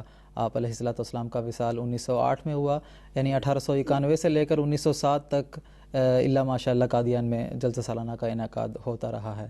اور اس وقت گو جلسہ بہت سادہ ہوا کرتے تھے، لیکن جو باتیں اس میں ڈسکس ہوتی تھیں وہ بلند خیالات پر مشتمل تھیں اور جماعت کے روشن مستقبل کے لیے اس میں اسکیمیں تیار کی جاتی تھیں. تو میں محترم مولانا محمد کریم الدین شاہد صاحب سے یہ پوچھنا چاہوں گا کہ حضرت اقدس مسیح موعود علیہ الصلوۃ والسلام کے زمانے میں جو جلسہ قادیان میں منعقد ہوئے ہیں ان کی کیا کیفیت تھی؟ اسی طرح آپ علیہ الصلوۃ والسلام نے اس جلسے میں شامل ہونے کے لیے جو مہمانان تشریف لاتے ہیں ان کے لیے کیا خصوصی ہدایات عطا فرمائی ہیں؟ اس تعلق سے ہماری ناظرین کو کچھ تفصیل بتائیں. جی بہتر. اس سلسلے میں پہلے میں یہ عرض کر دوں کہ جب حضرت مسیح موعود علیہ الصلوۃ والسلام نے 27 دسمبر سے لے کے 29 دسمبر تک کے جلسے کا اعلان کیا، جیسا کہ آپ کے 1891 30 دسمبر کے اشتہار کا میں نے پڑھ کے سنایا تھا، تو اس پہ بعض معترضین خاص طور پر یہ لاہور کے چینیاں والی مسجد ہے اس کے امام رحیم بخش صاحب تھے. انہوں نے یہ عوام میں مشہور کر دیا کہ یہ اس قسم کے جلسے بنانا یہ ایک بدعت ہے، یہ غیر اسلامی بات ہے. تو اس کے لیے حضرت مسیح موعود علیہ الصلوۃ والسلام نے جواب دیا کہ یہ ایسی جلسے منعقد کرنا کوئی بدعت نہیں ہے، بلکہ میں خلاصہ آپ کے سامنے پیش کرتا ہوں. حضور نے جو بیان کیا کہ حضور نے فرمایا کہ احادیث مبارکہ طلب العلم فریضۃ علی کل مسلم و مسلمۃ اور اطلب العلم ولو کان بالسین، یعنی علم کا حاصل کرنا ہر مسلمان مرد اور عورت پر فرض ہے۔ اور اسی طرح سے آپ نے یہ بھی فرمایا تھا کہ علم کو حاصل کرو چاہے تمہیں چین بھی جانا پڑے، کہاں عرب اور کہاں چین، بے حد انتہا فاصلہ ہے۔ تو حضور فرماتے ہیں کہ اس کی روح سے حصول علم دین کے لیے سفر فرض قرار دیا گیا ہے، اور حضرت امام بخاری کے سفر طلب علم حدیث کے لیے مشہور ہیں۔ زیارت صالحین کے لیے بھی سفر کیا جاتا ہے، جیسے حضرت عمر نے حضرت اویس قرنی کی ملاقات کے لیے سفر کیا، اور اپنے مرشدوں سے ملنے کے لیے اولیاء کبار مثلا حضرت شیخ عبد القادر جیلانی، حضرت بایزید بستامی، حضرت معین الدین چشتی اور حضرت مجدد الفسانی نے سفر کیے۔ اسی طرح اقارب کی ملاقات، تلاش معاش، شادی، پیغام رسانی، جہاد، مباحثہ، مباہلہ، یہ قل سیروا فی الارض جو قرآن میں آیا ہے، اس کے ماتحت عجائبات دنیا دیکھنے کے لیے، عبادت و علاج کرانے، مقدمہ اور تجارت کے لیے بھی سفر کیے جاتے ہیں۔ طلب علم کے لیے سفر کرنے والے کو بشارت دی گئی ہے کہ من سلک طریقاً یطلب بہ علما سہل اللہ لہ طریق الجنت، کہ جو شخص علم کے حاصل کرنے کے لیے سفر اختیار کرتا ہے تو ایک جو راستہ چلتا ہے اللہ تعالیٰ جنت کا راستہ اس کے لیے آسان کر دیتا ہے۔ تو یعنی جو شخص طلب علم کے لیے سفر کرے اور کسی راہ پر چلے تو خدا تعالیٰ بہشت کی راہ اس پر آسان کر دیتا ہے۔ نیز مہمانداری اور آرام کی نیت سے کسی عمارت کا بنوانا یہ بھی جائز ہے۔ تو 27 دسمبر 1892 کو حضرت مسیح موعود علیہ الصلوۃ والسلام نے بطور تاکید ایک اور اشتہار کے ذریعے احباب کو جلسہ سالانہ کے انعقاد کی اطلاع دی۔ حضور نے فرمایا، بخدمت جمیع احباب مخلصین التماس ہے کہ 27 دسمبر کو مقام قادیان میں اس عاجز کے محبوں اور مخلصوں کا ایک جلسہ منعقد ہوگا۔ اس جلسے کے اغراض میں سے بڑی غرض تو یہ ہے کہ تا ہر ایک مخلص کو بالمواجہ دینی فائدہ اٹھانے کا موقع ملے اور ان کے معلومات وسیع ہوں اور خدا تعالیٰ کے فضل و توفیق سے ان کی معرفت ترقی پذیر ہو۔ تو پھر اسی طرح آپ نے فرمایا کہ یہ جلسہ، جیسا کہ پہلے بھی میں پڑھ چکا ہوں، کہ مختلف روحانی فوائد کے علاوہ اور بھی بہت سارے فوائد اس میں ایسے ہیں جو وقتاً فوقتاً حاصل ہوتے رہیں گے۔ اس کے لیے آپ نے پھر خاص طور پر یہ آنے والوں کے لیے ہدایت دی کہ اس جلسے پر جو کئی بابرکت مسالے پر مشتمل ہے، ہر ایک ایسے صاحب ضرور تشریف لائیں جو زاد راہ کی استطاعت رکھتے ہوں، جن کے پاس سفر خرچ کے لیے پیسے ہیں ان کو تو ضرور آنا چاہیے۔ اور ایک ہدایت یہ بھی دی کہ اگر سال کے ابتدا ہی سے اگر ہم تھوڑا تھوڑا کر کے جلسہ سالانہ میں شامل ہونے کی غرض سے پیسہ جمع کرتے رہیں گے تو اللہ کے فضل سے سال بھر میں اتنا سرمایہ جمع ہو جاتا ہے کہ ہم قادیان کا سفر اختیار کر سکتے ہیں۔ اور فرمایا، اور اپنا سرمائی بستر، لحاف وغیرہ بھی بقدر ضرورت ساتھ لاویں اور اللہ اور رسول کی راہ میں ادنا حرجوں کی پرواہ نہ کریں، کوئی تجارت کے لیے، کوئی اور مقصد کے لیے ان کو پس پشت ڈال دیں تو اللہ تعالیٰ، جیسا کہ کوثر صاحب نے بھی ذکر کیا، اللہ تعالیٰ خود ان کے سامان مہیا کرتا ہے، اور ایسے واقعات بہت سارے ملتے بھی ہیں۔ تو اس میں ایک بات یہ بھی ہوئی کہ حضور نے فرمایا تھا کہ اپنا سرمائی بستر ضرور لایا کریں۔ اب باہر سے آنے والے جو غیر ملکی مہمانان ہیں وہ بڑے بڑے بستر لا نہیں سکتے، اس واسطے کہ ویٹ کی پابندی ہوتی ہے، لیکن قادیان میں بھی دور دراز کے جو صوبے ہیں، ہمارے کیرلا کا صوبہ ہے، تامل ناڈو کا صوبہ ہے، بنگال ہے یا اڑیسہ ہے، یہ ایسے صوبے ہیں کہ ایک تو دور دراز ہیں اور دوسرے کہ موسم ان کا ایسا ہے کہ لحاف اور گرم کپڑے ان کو ضرورت نہیں پڑتی ہے، تو ایسے احباب کے لیے یہاں پر کچھ انتظام کر دیا جاتا ہے۔ حضرت مسیح موعود علیہ الصلوۃ والسلام کے زمانے میں جو جلسے ہوئے، ایک تو ہم نے ذکر کیا 1891 میں جو پہلا جلسہ ہوا، دراصل ایک قسم کی مجلس شورا تھی۔ اس کے بعد دوسرا جو جلسہ سالانہ ہوا وہ 1892 میں، اللہ کے فضل سے اس کے اندر 327 لوگ شامل ہوئے، اور اس کے اندر بھی پھر مختلف روحانی باتیں ہوئی ہیں، لیکچرز ہوئے ہیں، اور 1893 میں پھر جلسہ منعقد نہیں ہو سکا، اس واسطے کہ اس کی بعض مجبوریاں تھیں۔ ایک تو یہ کہ حضرت مسیح موعود علیہ الصلوۃ والسلام جو کتابیں لکھ رہے تھے ان کے اخراجات پورے نہیں ہو رہے تھے، ان کو چھپوانا تھا۔ وہ ایک بڑا علمی خزانہ ہے جو آج ہمارے سامنے روحانی خزائن کے طور پر موجود ہے، تو ان کتابوں کی طباعت کے لیے بھی گنجائش نہیں تھی۔ پھر ابھی جیسا کہ ذکر ہو چکا ہے، اس زمانے میں مسیح موعود علیہ الصلوۃ والسلام کو جو الہام ہوا تھا کہ وسع مکانہ کا، مکانات کی بھی بڑی قلت تھی، آپ نے پھر بھی اپنے گھر میں باوجود اس کے کہ وسعت تھی ایک چھپر بنوا لیا تھا، لیکن ये अंदाज़ा नहीं था कि आगे कितने लोग आएंगे और किस रंग में उनकी सहूलत के सामान किए जाएंगे। तो रिहाइश का इंतज़ाम करना, फिर उनके चारपहियों का इंतज़ाम करना, बिस्तरों का इंतज़ाम करना, बहुत सारी मुश्किलात थीं, जिसकी वजह से हुजूर ने सन 1893 का जलसा मुलतवी फरमा दिया था। उसके बाद फिर अल्लाह ताला के फल से लगातार ये जलसे होते रहे, सिवाय इसके कि पहले ये मैं बता दूं कि 1892 में जो दूसरा जलसा हुआ है, पहला जलसा तो मस्जिद अक्सा में हुआ, दूसरा जलसा हज़रत मसीह मऊद अलैहिस्सलाम ने तालीम इस्लाम हाई स्कूल या मदरसा अहमदिया की जो बुनियाद रखी है वो, और मेहमान खाना, और हज़रत मौलाना नूरुद्दीन साहब रज़ियल्लाहु ताला अन्हु का जो मकान है, इस वक्त हमारा जो दारुल मसीह का गेट बड़ा है, उसके सामने हज़रत खलीफा अव्वल रज़ियल्लाहु ताला अन्हु के मकानात हैं। उसके बाद फिर मदरसा अहमदिया है, उसके बाद फिर मेहमान खाने की इमारत है। तो यहाँ पर इनकी अभी बुनियादें रखी गई थीं और एक बड़ा सा चबूतरा सा बन गया था वहाँ।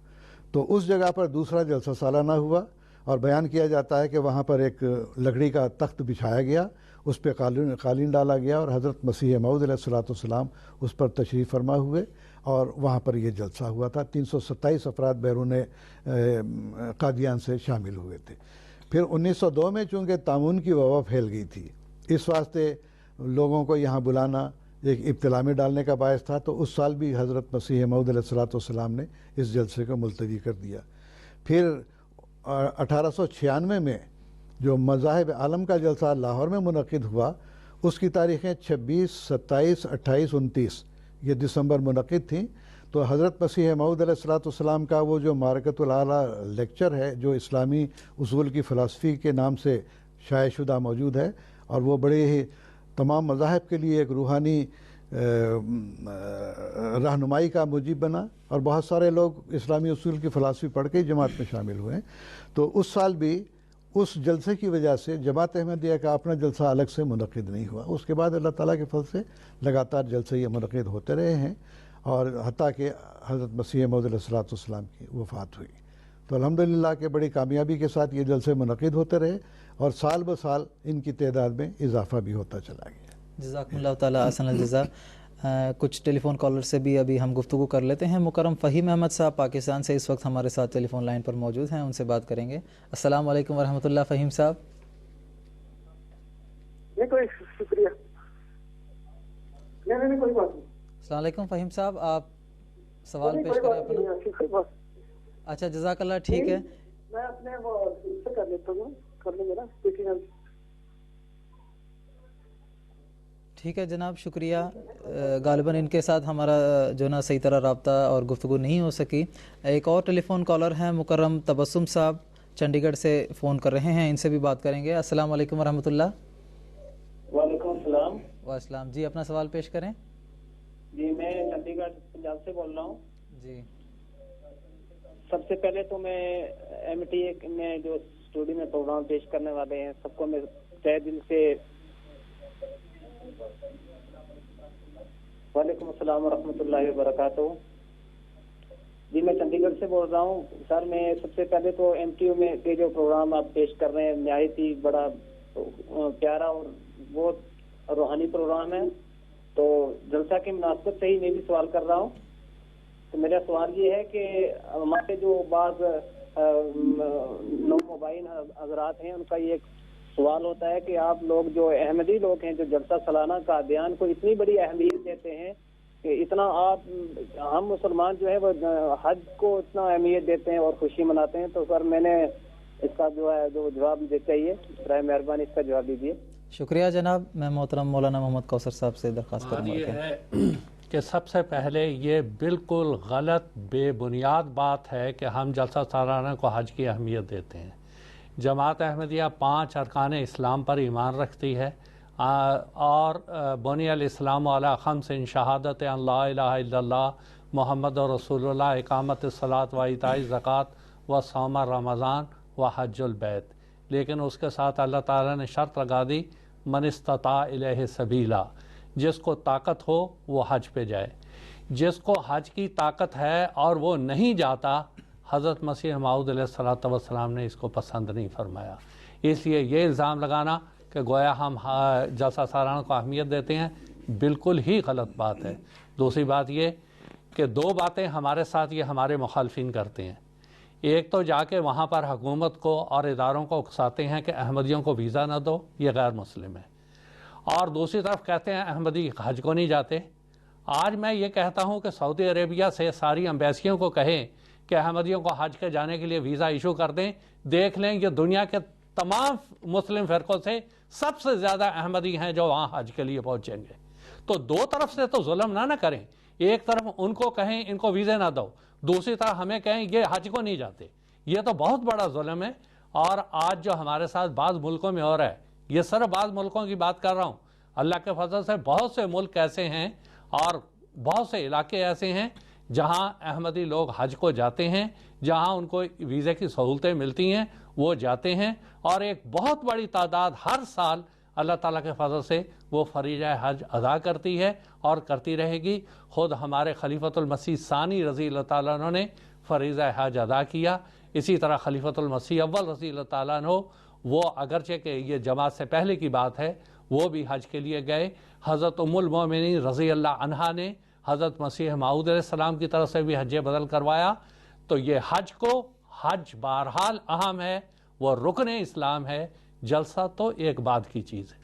جزاکم اللہ تعالیٰ حسن جزا۔ اور گزارش کرنا چاہتا ہوں ہمارے بھائی سے کہ بات اصل میں یہ ہے کہ ایک طرف تو ہم پر یہ الزام ہے کہ لوگ حج کو نہیں جاتے، دوسری طرف سعودی حکومت کو یہ اعتراض نہیں ہے، جو بھی کلمہ گو ہے اس کو تو وہ اجازت دیتے ہیں، لیکن یہ ہمارے دیوبندی اور بریلوی جو مولوی ہیں یا جو جماعت اسلامی کے مولوی ہیں وہ جا کے سعودی عرب کے حکام کو شکایتیں کرتے ہیں کہ یہ احمدی کافر ہیں، یہ مشرک ہیں، فلاں ہیں، اور ایک طرف کہتے ہیں کہ حج نہیں کرتے ہیں، دوسری طرف خود جا کے روڑے اٹکاتے ہیں۔ یہ تو انتہائی طور پر جماعت احمدیہ پر ظلم ہے۔ جزاکم اللہ۔ مکرم فہیم احمد صاحب ہیں پاکستان سے، اس وقت ہمارے ساتھ رابطے میں ہیں۔ السلام علیکم ورحمۃ اللہ فہیم صاحب۔ السلام علیکم۔ السلام ورحمۃ اللہ۔ فہیم احمد اسلام آباد پاکستان سے۔ جی جناب۔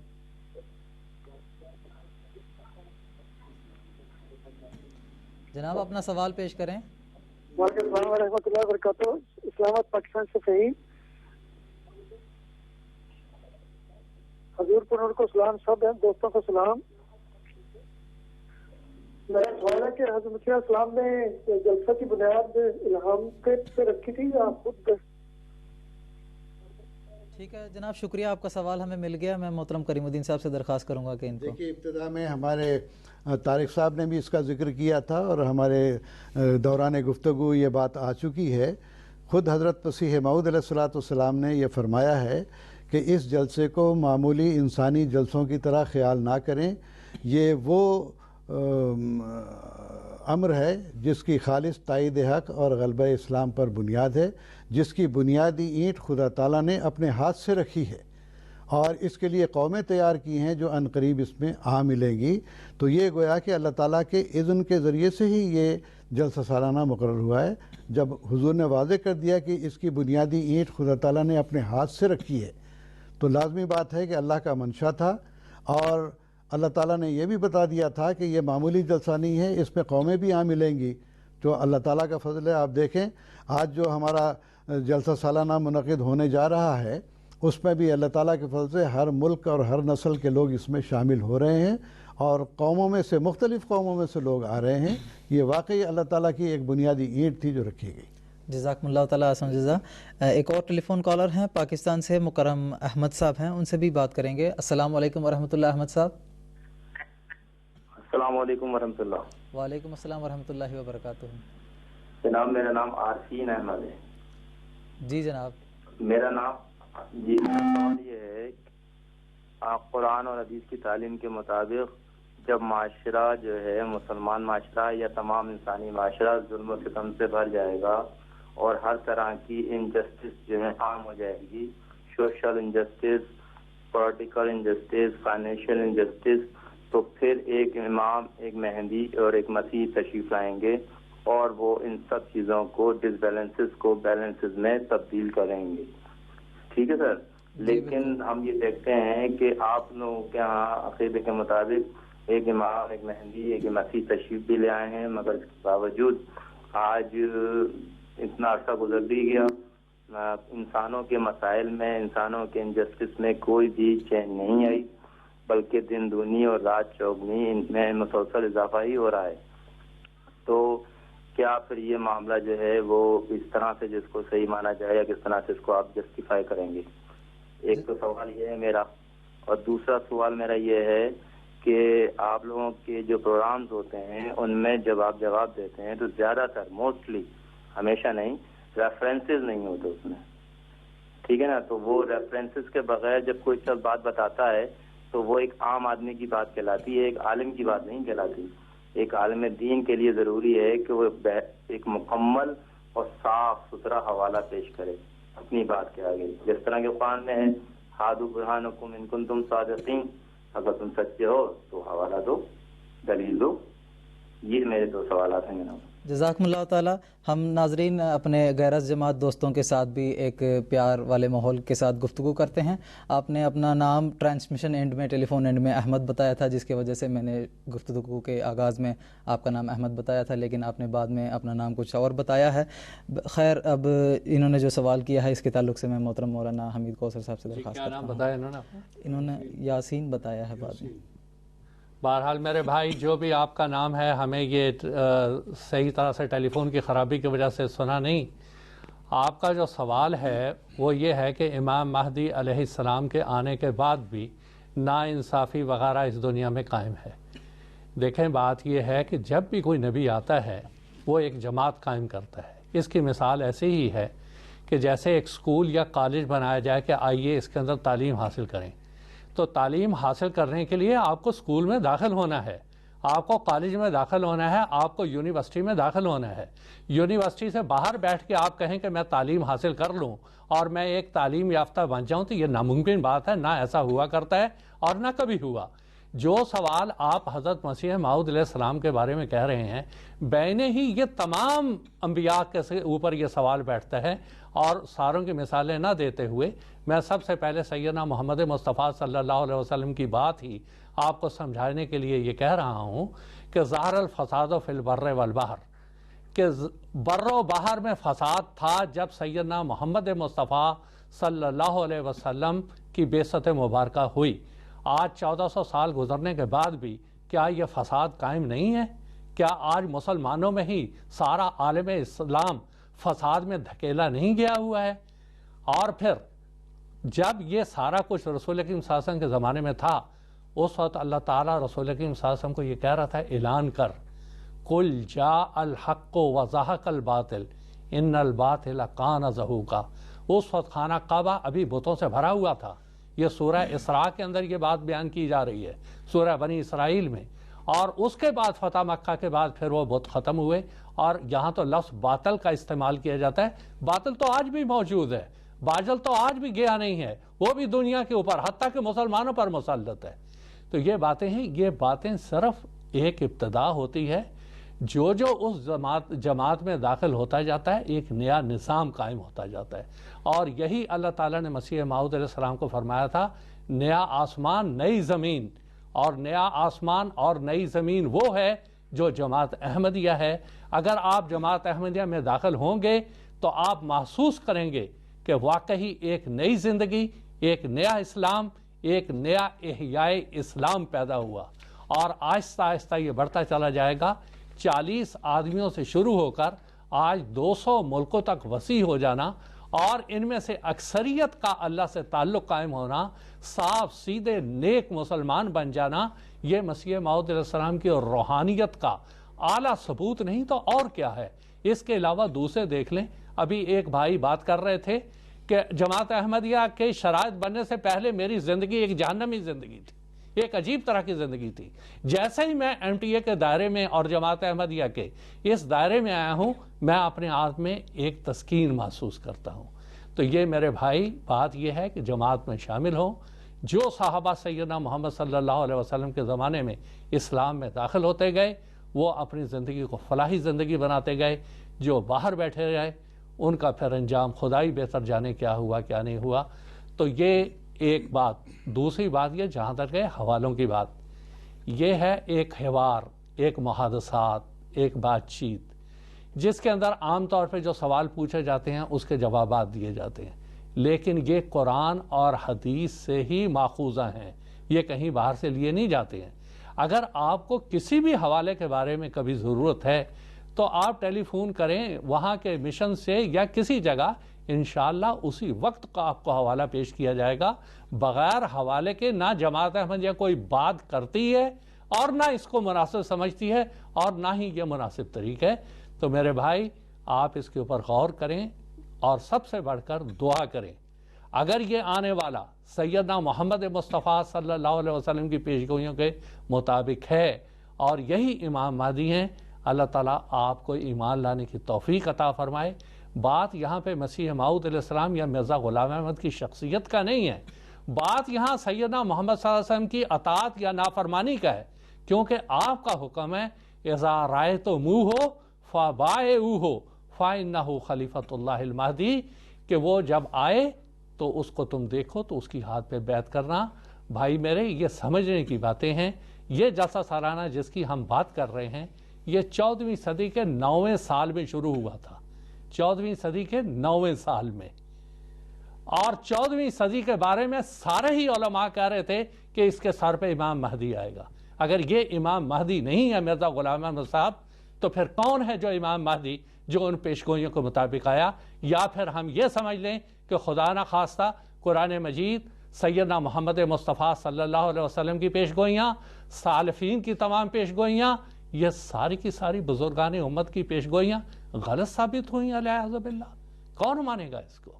اس لیے سچ کے رستے پہ آئیں، وہ طریقہ اختیار کریں جو کہ صحابہ کرام سیدنا محمد مصطفیٰ صلی اللہ علیہ وسلم نے اختیار کیا، وہ طریقہ اختیار نہ کریں جو اس زمانے میں اہل کتاب یہود اور نصارہ نے اختیار کیا کہ نہیں یہ ہماری پیشگوئیوں کے مطابق نہیں ہے، ہم ایمان نہیں لائیں گے۔ وہ آج بھی باہر بیٹھے ہوئے ہیں۔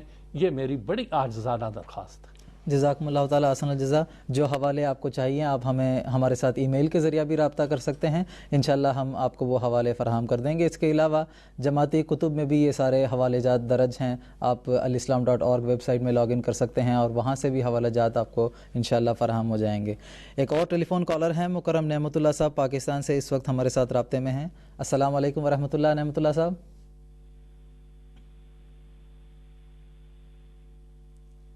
السلام علیکم ورحمۃ اللہ۔ نعمت اللہ صاحب، آپ کو ہماری آواز آ رہی ہے؟ خیر، ہم دوبارہ ان سے رابطہ کرنے کی کوشش کریں گے۔ ہم اپنے ٹیلی فون کالرز کو ترجیح دیتے ہیں۔ اب ہم اپنے اصل مضمون کی طرف بھی لوٹتے ہیں۔ شروع میں جو جلسہ سالانہ قادیان دارالایمان میں منعقد ہوتا رہا ہے، اس کے تمام تر انتظامات کا سارا دار و مدار حضرت اقدس مسیح موعود علیہ السلام پر اور حضرت ام المؤمنین رضی اللہ تعالیٰ عنہا پر ہی ہوا کرتا تھا۔ کبھی حضرت اقدس مسیح موعود علیہ السلام نے اپنے گھر سے مہمانوں کے لیے بستر فراہم کر دیے، کبھی ام المؤمنین صاحبہ کے زیورات بیچ کر ان کے لیے کھانا فراہم کیا، اور اس وقت وسائل بھی بہت ہی محدود تھے۔ تو میں محترم مولانا محمد حمید کوثر صاحب سے درخواست کروں گا کہ سیدنا حضرت اقدس مسیح موعود علیہ السلام کی مہمان نوازی کے تعلق سے ہمارے ناظرین کو کچھ تفصیل بتائیں۔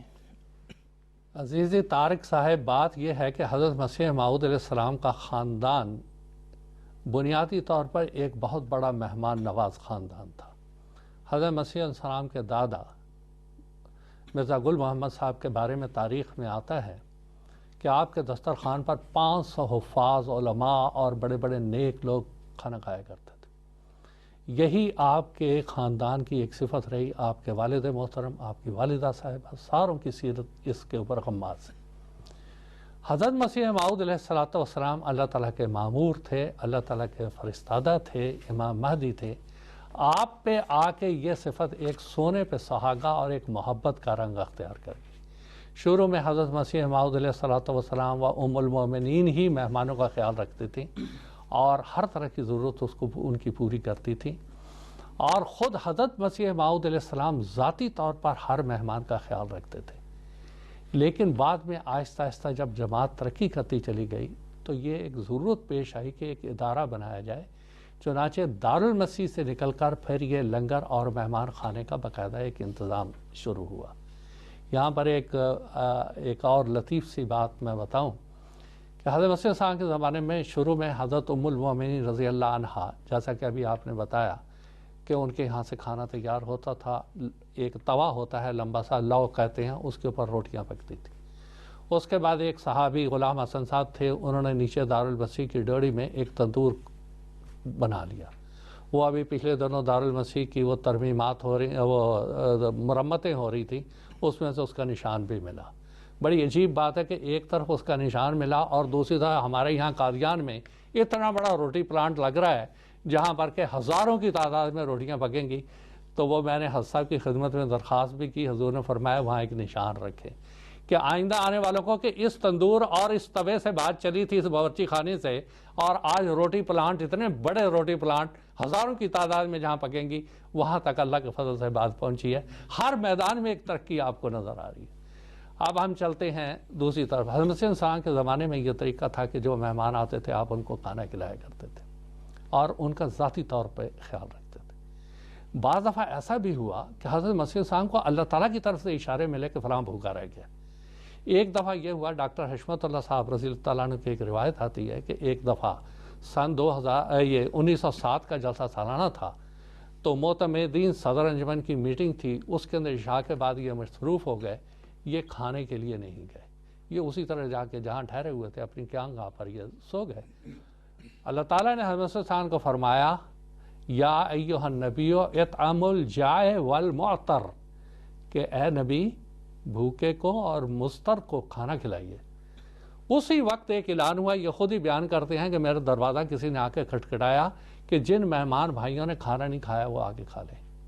ایک اور روایت رجسٹر روایات میں آتی ہے، بدر الدین صحابی، وہ بیان کرتے ہیں ایک دفعہ حضرت مسیح صاحب 9 بجے رات کو اپنے گھر سے نکلے اور ہاتھ میں دودھ اور ڈبل روٹی، اور آ کے کہنے لگے بابا جی کوئی مہمان بھوکا ہے۔ آپ سارے پتہ کرنے لگے کون سا مہمان بھوکا ہے۔ تو مدرسہ احمدیہ جہاں ابھی گیٹ ہے ہمارا، اس کے بالکل اپوزٹ بھائی شیر محمد صاحب کی دکان ہوتی تھی۔ یہاں ایک صاحب حضرت مسیح صاحب کو ملے اور کہنے لگے کہ حضور مجھے دودھ اور ربڑ روٹی چاہیے۔ حضور نے اسی وقت ان کو دے دیا۔ یہ تو خدا کے مہمان تھے، اللہ تعالیٰ کی طرف سے ان کو آتا تھا کہ ان کو کھانا کھلائیں اور ان کی ضرورت کو پورا کریں۔ اور مسیح السلام ایک دفعہ ایسا ہوا، جو ہمارے منتظمین تھے ان کے لیے یہ بات بتاتا ہوں کہ حضرت شیخ یعقوب علی صاحب عرفانی رضی اللہ تعالیٰ عنہ جلسے کے دنوں میں کچھ معززین کے لیے الگ کھانا پکانا شروع کیا۔ وہ محتمم تھے، انچارج تھے، افسر جلسہ سالانہ تھے۔ حضرت مسیح السلام کو علم ہوا، آپ بہت ناراض ہوئے۔ کہا کہ انفرادی طور پہ جو مہمان آتے ہیں ان کی ضرورت کا خیال رکھنا ہمارا فرض ہے، لیکن جس وقت ایسے موقع آ جائیں اس وقت ان کے لیے سب کے لیے ایک جیسا کھانا ہونا چاہیے، سوائے اس کے کوئی بیمار ہو۔ اسی طرح ایک اور آ گیا، کہنے لگا حضور یہ لحاف مانگ رہا ہے اور مجھے ڈر ہے کہ یہ لحاف لے کے دوڑ جائے گا۔ حضور نے فرمایا دیکھو اگر تو یہ تم نے لحاف نہ دیا تو یہ سردی سے مر گیا یا بیمار ہو گیا تو ہم اللہ کے نزدیک قابل گرفت ہوں گے، اگر یہ لحاف لے کے بھاگ گیا تو گناہ اس کے سارا ہم تو بچ جائیں گے۔ تو اس حد تک مسیح السلام خیال رکھتے تھے۔ اب آخر پہ کیونکہ وقت کم ہے ایک واقعہ بیان کے یہ بات میں اپنی ختم کروں گا۔ حضرت شیخ یعقوب علی عرفانی 1893 میں پہلی دفعہ قادیان آئے۔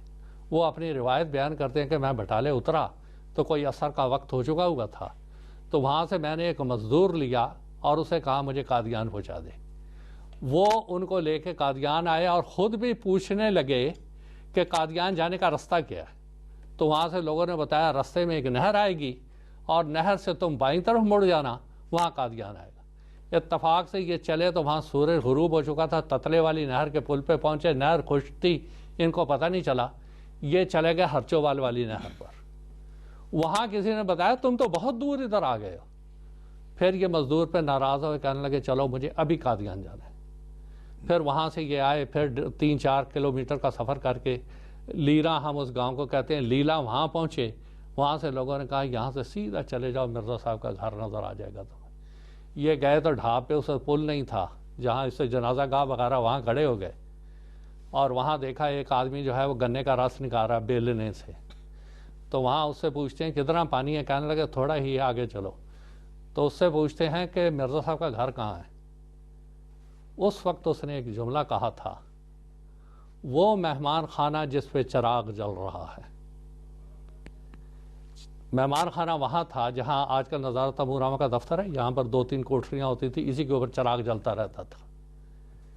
یہ وہاں پہنچے، حضرت حسین صاحب 3 بجے رات کو تشریف لائے، ان کے لیے کھانے کا انتظام کیا کہ آپ کو بہت تکلیف ہوئی ہے، خود گول کمرے کے اندر جا کے بستر لے کے آئے اور منشی حامد علی صاحب سے فرمایا کہ ان کو دبا دو۔ یہ 1000 کہیں، وہ کہنے لگے مجھے حضور کا حکم ہے، میں آپ کو دباؤں گا۔ بات اس انسان کی پھر دوبارہ میں دہراتا ہوں کہ آج 120-21 سال گزرنے کے بعد بھی وہ مہمان خانہ، اس کا چراغ آج بھی جل رہا ہے، اس کا چراغ نہ بجا نہ بجھے گا۔ یریدون لیطفئوا نور اللہ بافواہہم واللہ متم نورہ ولو کرہ الکافرون۔ بڑی کوششیں ہوئیں، بہت جماعتوں نے کیا، میں نام لینا نہیں چاہتا، کہ اس چراغ کو بجھایا جائے، لیکن اللہ نے متم کیا، پورا کیا۔ آج بھی وہ چراغ جل رہا ہے، مہمان خانے کا جل رہا ہے، ہزاروں لاکھوں اس دسترخوان سے کھا رہے ہیں، جس کی بنیاد حضرت ام المومنین رضی اللہ تعالیٰ عنہ کا توا اور آپ کی باورچی خانہ تھا۔ آج پتہ نہیں 20 لنگر خانے یہاں چل رہے ہیں جہاں سے دوست یہ کھا رہے ہیں۔ اور مطعام الاحالی کہ حضور فرماتے ہیں ایک وہ زمانہ تھا کہ لوگوں کے دسترخوان مجھے ملا کرتے تھے، آج لاکھوں کروڑوں خاندان میرے دسترخوان پہ کھا رہے ہیں اور یہ پیشگوئیاں پوری ہو رہی ہیں۔ یہ مہمان نوازی کی ابراہیم علیہ السلام، سیدنا محمد صلی اللہ علیہ وسلم اور اس زمانے میں مسیح موعود علیہ السلام کے زمانے کی یہ مثالیں ملیں گی، اور تو کہیں ہمیں تاریخ میں اتنی تفصیل سے ملتی نہیں۔ شکریہ، جزاکم اللہ تعالیٰ احسن جزا۔ اس وقت جب کہ قادیان دارالعلومان میں جلسہ سالانہ کا انعقاد ہونے جا رہا ہے، ہم اہلیان قادیان کو بھی چاہیے کہ حضرت اقدس مسیح موعود علیہ السلام کے نقش پا پر چلتے ہوئے اور آپ علیہ السلام نے جو رہنما اصول مہمان نوازی کے بیان فرمائے ہیں اس کو اپنانا چاہیے اور مہمانان کرام کی خدمت کرنی چاہیے۔ جلسہ سالانہ کے نظام نے تدریجاً ترقی کی ہے اور سیدنا حضرت اقدس مسیح موعود علیہ السلام کا وصال سن 1908 میں ہو جاتا ہے، لیکن آپ علیہ السلام کے وصال کے بعد جماعت احمدیہ میں خلافت علی منہاج النبوہ کا روحانی نظام قیادت قائم ہوتا ہے۔ اس کے بعد خلفائے کرام کے زیر نگرانی جلسہ سالانہ کا انعقاد قادیان دارالعلومان میں ہوتا رہا۔ جلسہ سالانہ کی بنیادی اینٹ جب کہ اللہ تعالیٰ نے رکھی ہے تو یہ الہی کاروبار ہے، اس نے تو بالکل نہیں رکنا تھا۔ تو میں محترم مولانا محمد کریم الدین صاحب شاہد سے یہ پوچھنا چاہوں گا کہ خلافت اولیٰ اور خلافت ثانیہ کی ابتدائی سالوں میں جلسہ سالانہ میں جو تدریجاً ترقی ہوئی ہے اس کے تعلق سے ہمارے ناظرین کو کچھ تفصیل بتائیں۔ اب وقت بہت کم رہ گیا ہے، اس واسطے میں مختصراً اتنا ہی بیان کروں گا کہ جیسا کہ میں نے ذکر کیا ہے کہ 1908 میں خلافت اولیٰ کا پہلا جو جلسہ ہوا اس میں 2500 کی تعداد تھی جو شاملین ہوئے ہیں، اور یہ بھی میں بتا دوں کہ خلافت اولیٰ کے 5 جو ابتدائی برس ہیں اس میں جلسہ سالانہ مسجد اقصیٰ میں ہی منعقد ہوتا رہا۔ پھر اس کے بعد 1913 سے لے کے 1922 تک، سن 14 میں حضرت خلیفہ اول کی وفات ہوئی، تو 13 کا جو جلسہ تھا وہ حاضرین کی تعداد اتنی بڑھ گئی تھی کہ جس کی وجہ سے مسجد نور میں جلسہ کرنا پڑا، اور اس کے بعد پھر 1922 تک مسجد نور میں ہی یہ جلسے ہوتے رہے۔ پھر تعداد مزید جب بڑھی ہے تو 1924 سے لے کے 1946 تک، یعنی یہ پارٹیشن سے پہلے تک یہ جلسے مسجد نور کے باہر جو میدان آج کل جو خالصہ کالج کہلاتا ہے یا پہلے تعلیم اسلام کالج کہلاتا تھا، اس کے صحن میں جلسے ہوا کرتے تھے۔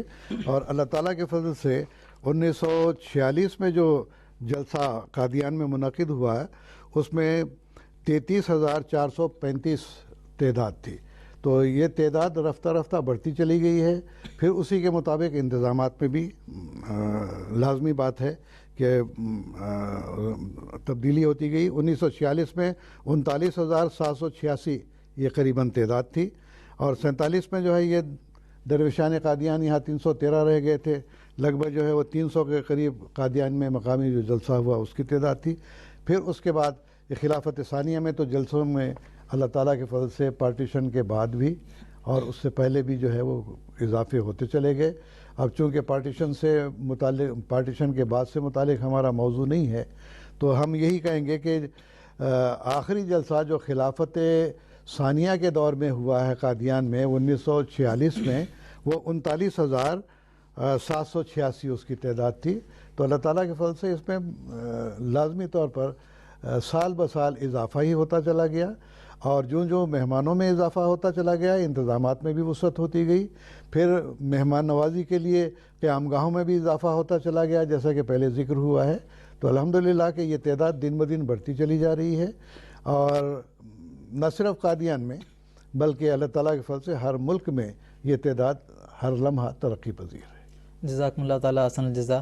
پارٹیشن سے قبل قادیان دارالمان میں حضرت خلیفۃ المسیح اول اور حضرت خلیفۃ المسیح ثانی رضی اللہ تعالیٰ عنہما کے دور میں جلسہ سالانہ بڑے شایع نشان طریق پر منعقد ہوتا رہا ہے، اور ہندوستان سے بھی دور دراز علاقوں سے بھی کثرت کے ساتھ احباب ذوق و شوق کے ساتھ ان جلسہ سالانہ میں شامل ہوتے رہے ہیں.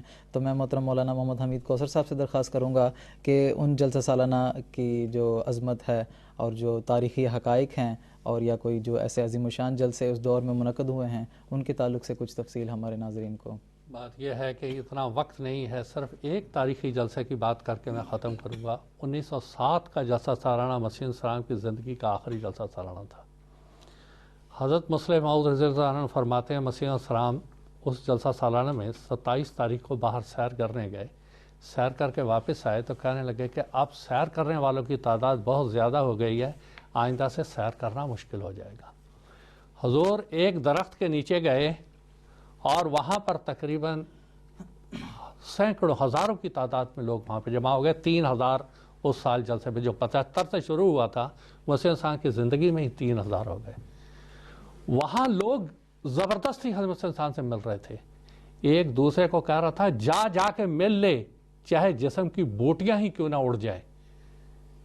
تو مفتی محمد صادق صاحب فرماتے ہیں کہ دیکھو لوگ بھی تو مجبور ہیں، 1300 سال کے بعد تو کہیں نبی کا چہرہ نظر آیا ہے، یہ بوٹیاں اڑوا کے بھی وہاں پہ جا کے حضور کو ملنا چاہتے ہیں. تو یہ بھی بیچارے مجبور تھے، جا کے ملے. حضور نے جو اس میں خطاب فرمایا وہ یہ تھا کہ دیکھو اگلے سال پتہ نہیں ہم میں سے کون رہے کون نہ رہے، اس لیے جو میں باتیں کہہ رہا ہوں وہ اچھی طرح سے سن لو. تزکیہ نفس کے بارے میں حضور نے تقریر فرمائی تھی. بین ہی سیدنا محمد مصطفیٰ صلی اللہ علیہ وسلم کا خطبہ حجۃ الوداع، لا عالم میں زندہ رہوں اس سال کی طرح ان القاکم فی عامی ھذا فی موقعی ھذا، کہ اس کے بعد میں اس جگہ پہ تمہیں مل سکوں کہ نہ مل سکوں. بین ہی حضرت مسیح موعود علیہ الصلوۃ والسلام اور سیدنا محمد صلی اللہ علیہ وسلم کے یہ آخری خطابات میں ایک عجیب قسم کا تشابہ ہے. دونوں کی آوازیں ملتی جلتی ہیں، دونوں کی نصائح ملتی جلتی ہیں. یہ ایک تاریخی بات تھی، ورنہ اور بہت سی 1939 کا جلسہ سالانہ ہوا جو جوبلی کا جلسہ تھا، جس میں پہلی دفعہ لوائے احمدیت لہرایا گیا، اور بھی بہت سی باتیں ہیں، لیکن وقت کیونکہ ختم ہو گیا ہے اسی پہ میں اختتام کرتا ہوں. جزاکم اللہ تعالیٰ احسن الجزا. ناظرین کرام، قادیان دارالمان میں جلسہ سالانہ کا انعقاد سیدنا حضرت اقدس مسیح موعود علیہ السلام کی صداقت کی ایک عظیم الشان دلیل ہے. جس طرح اللہ تعالیٰ نے سیدنا حضرت محمد مصطفیٰ صلی اللہ علیہ وسلم کی صداقت کی دلیل کے طور پر اس بات کو پیش فرمایا ہے کہ جس طرح کہ قرآن مجید کی آیت ہے فَبِمَا رَحْمَةٍ مِّنَ اللَّهِ لِنْتَ لَهُمْ وَلَوْ كُنْتَ فَظًّا غَلِيظَ الْقَلْبِ لَانفَضُّوا مِنْ حَوْلِكَ. یعنی یہ اللہ تعالیٰ کی رحمت ہے. یہ سورہ آل عمران کی 160 نمبر کی آیت ہے. اس کا ترجمہ اس طرح سے ہے کہ پس اللہ تعالیٰ کی خاص رحمت کی وجہ سے تو ان کے لیے نرم ہو گیا. اگر تو تندخو اور سخت دل کا ہوتا تو وہ ضرور تیرے گر سے دور بھاگ جاتے. سیدنا حضرت اقدس مسیح موعود علیہ السلام نے شاملین جلسے کے لیے جو دعائیں کی ہیں وہ محترم مولانا محمد حمید کوثر صاحب نے آپ کے سامنے پیش فرمائے ہیں. الحمدللہ جماعت احمدیہ گزشتہ ایک صدی سے سیدنا حضرت اقدس مسیح موعود علیہ السلام کی ان دعاؤں کی وارث بن رہی ہے. بس ہم جلسے کے یہ مبارک ایام ان فضاؤں میں سانس لیتے ہوئے بسر کریں گے جن فضاؤں کے ساتھ ہمارا ایک گہرا رابطہ ہے. اللہ تعالی ہم سب کو سیدنا حضرت اقدس مسیح موعود علیہ السلام کے اعلیٰ توقعات کے مطابق اس للہی جلسہ کے فیوز و برکات سے کما حق ہو استفادہ کرنے کی توفیق عطا فرمائے. کیسی خوش گھڑی ہوگی کہ بانیل مرام باندھیں گے رخت سفر کو ہم برائے قادیان. ناظرین انشاءاللہ ہم اپنے اگلے پروگرام میں پارٹیشن کے بعد قادیان میں منعقد ہونے والے جلسہ سالانہ کے تعلق سے اپنے گفتگو کو جاری رکھیں گے.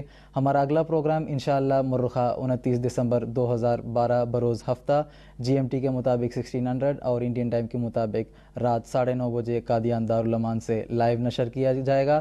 تب تک کے لیے آپ سے اجازت چاہتے ہیں. السلام علیکم ورحمۃ اللہ وبرکاتہ.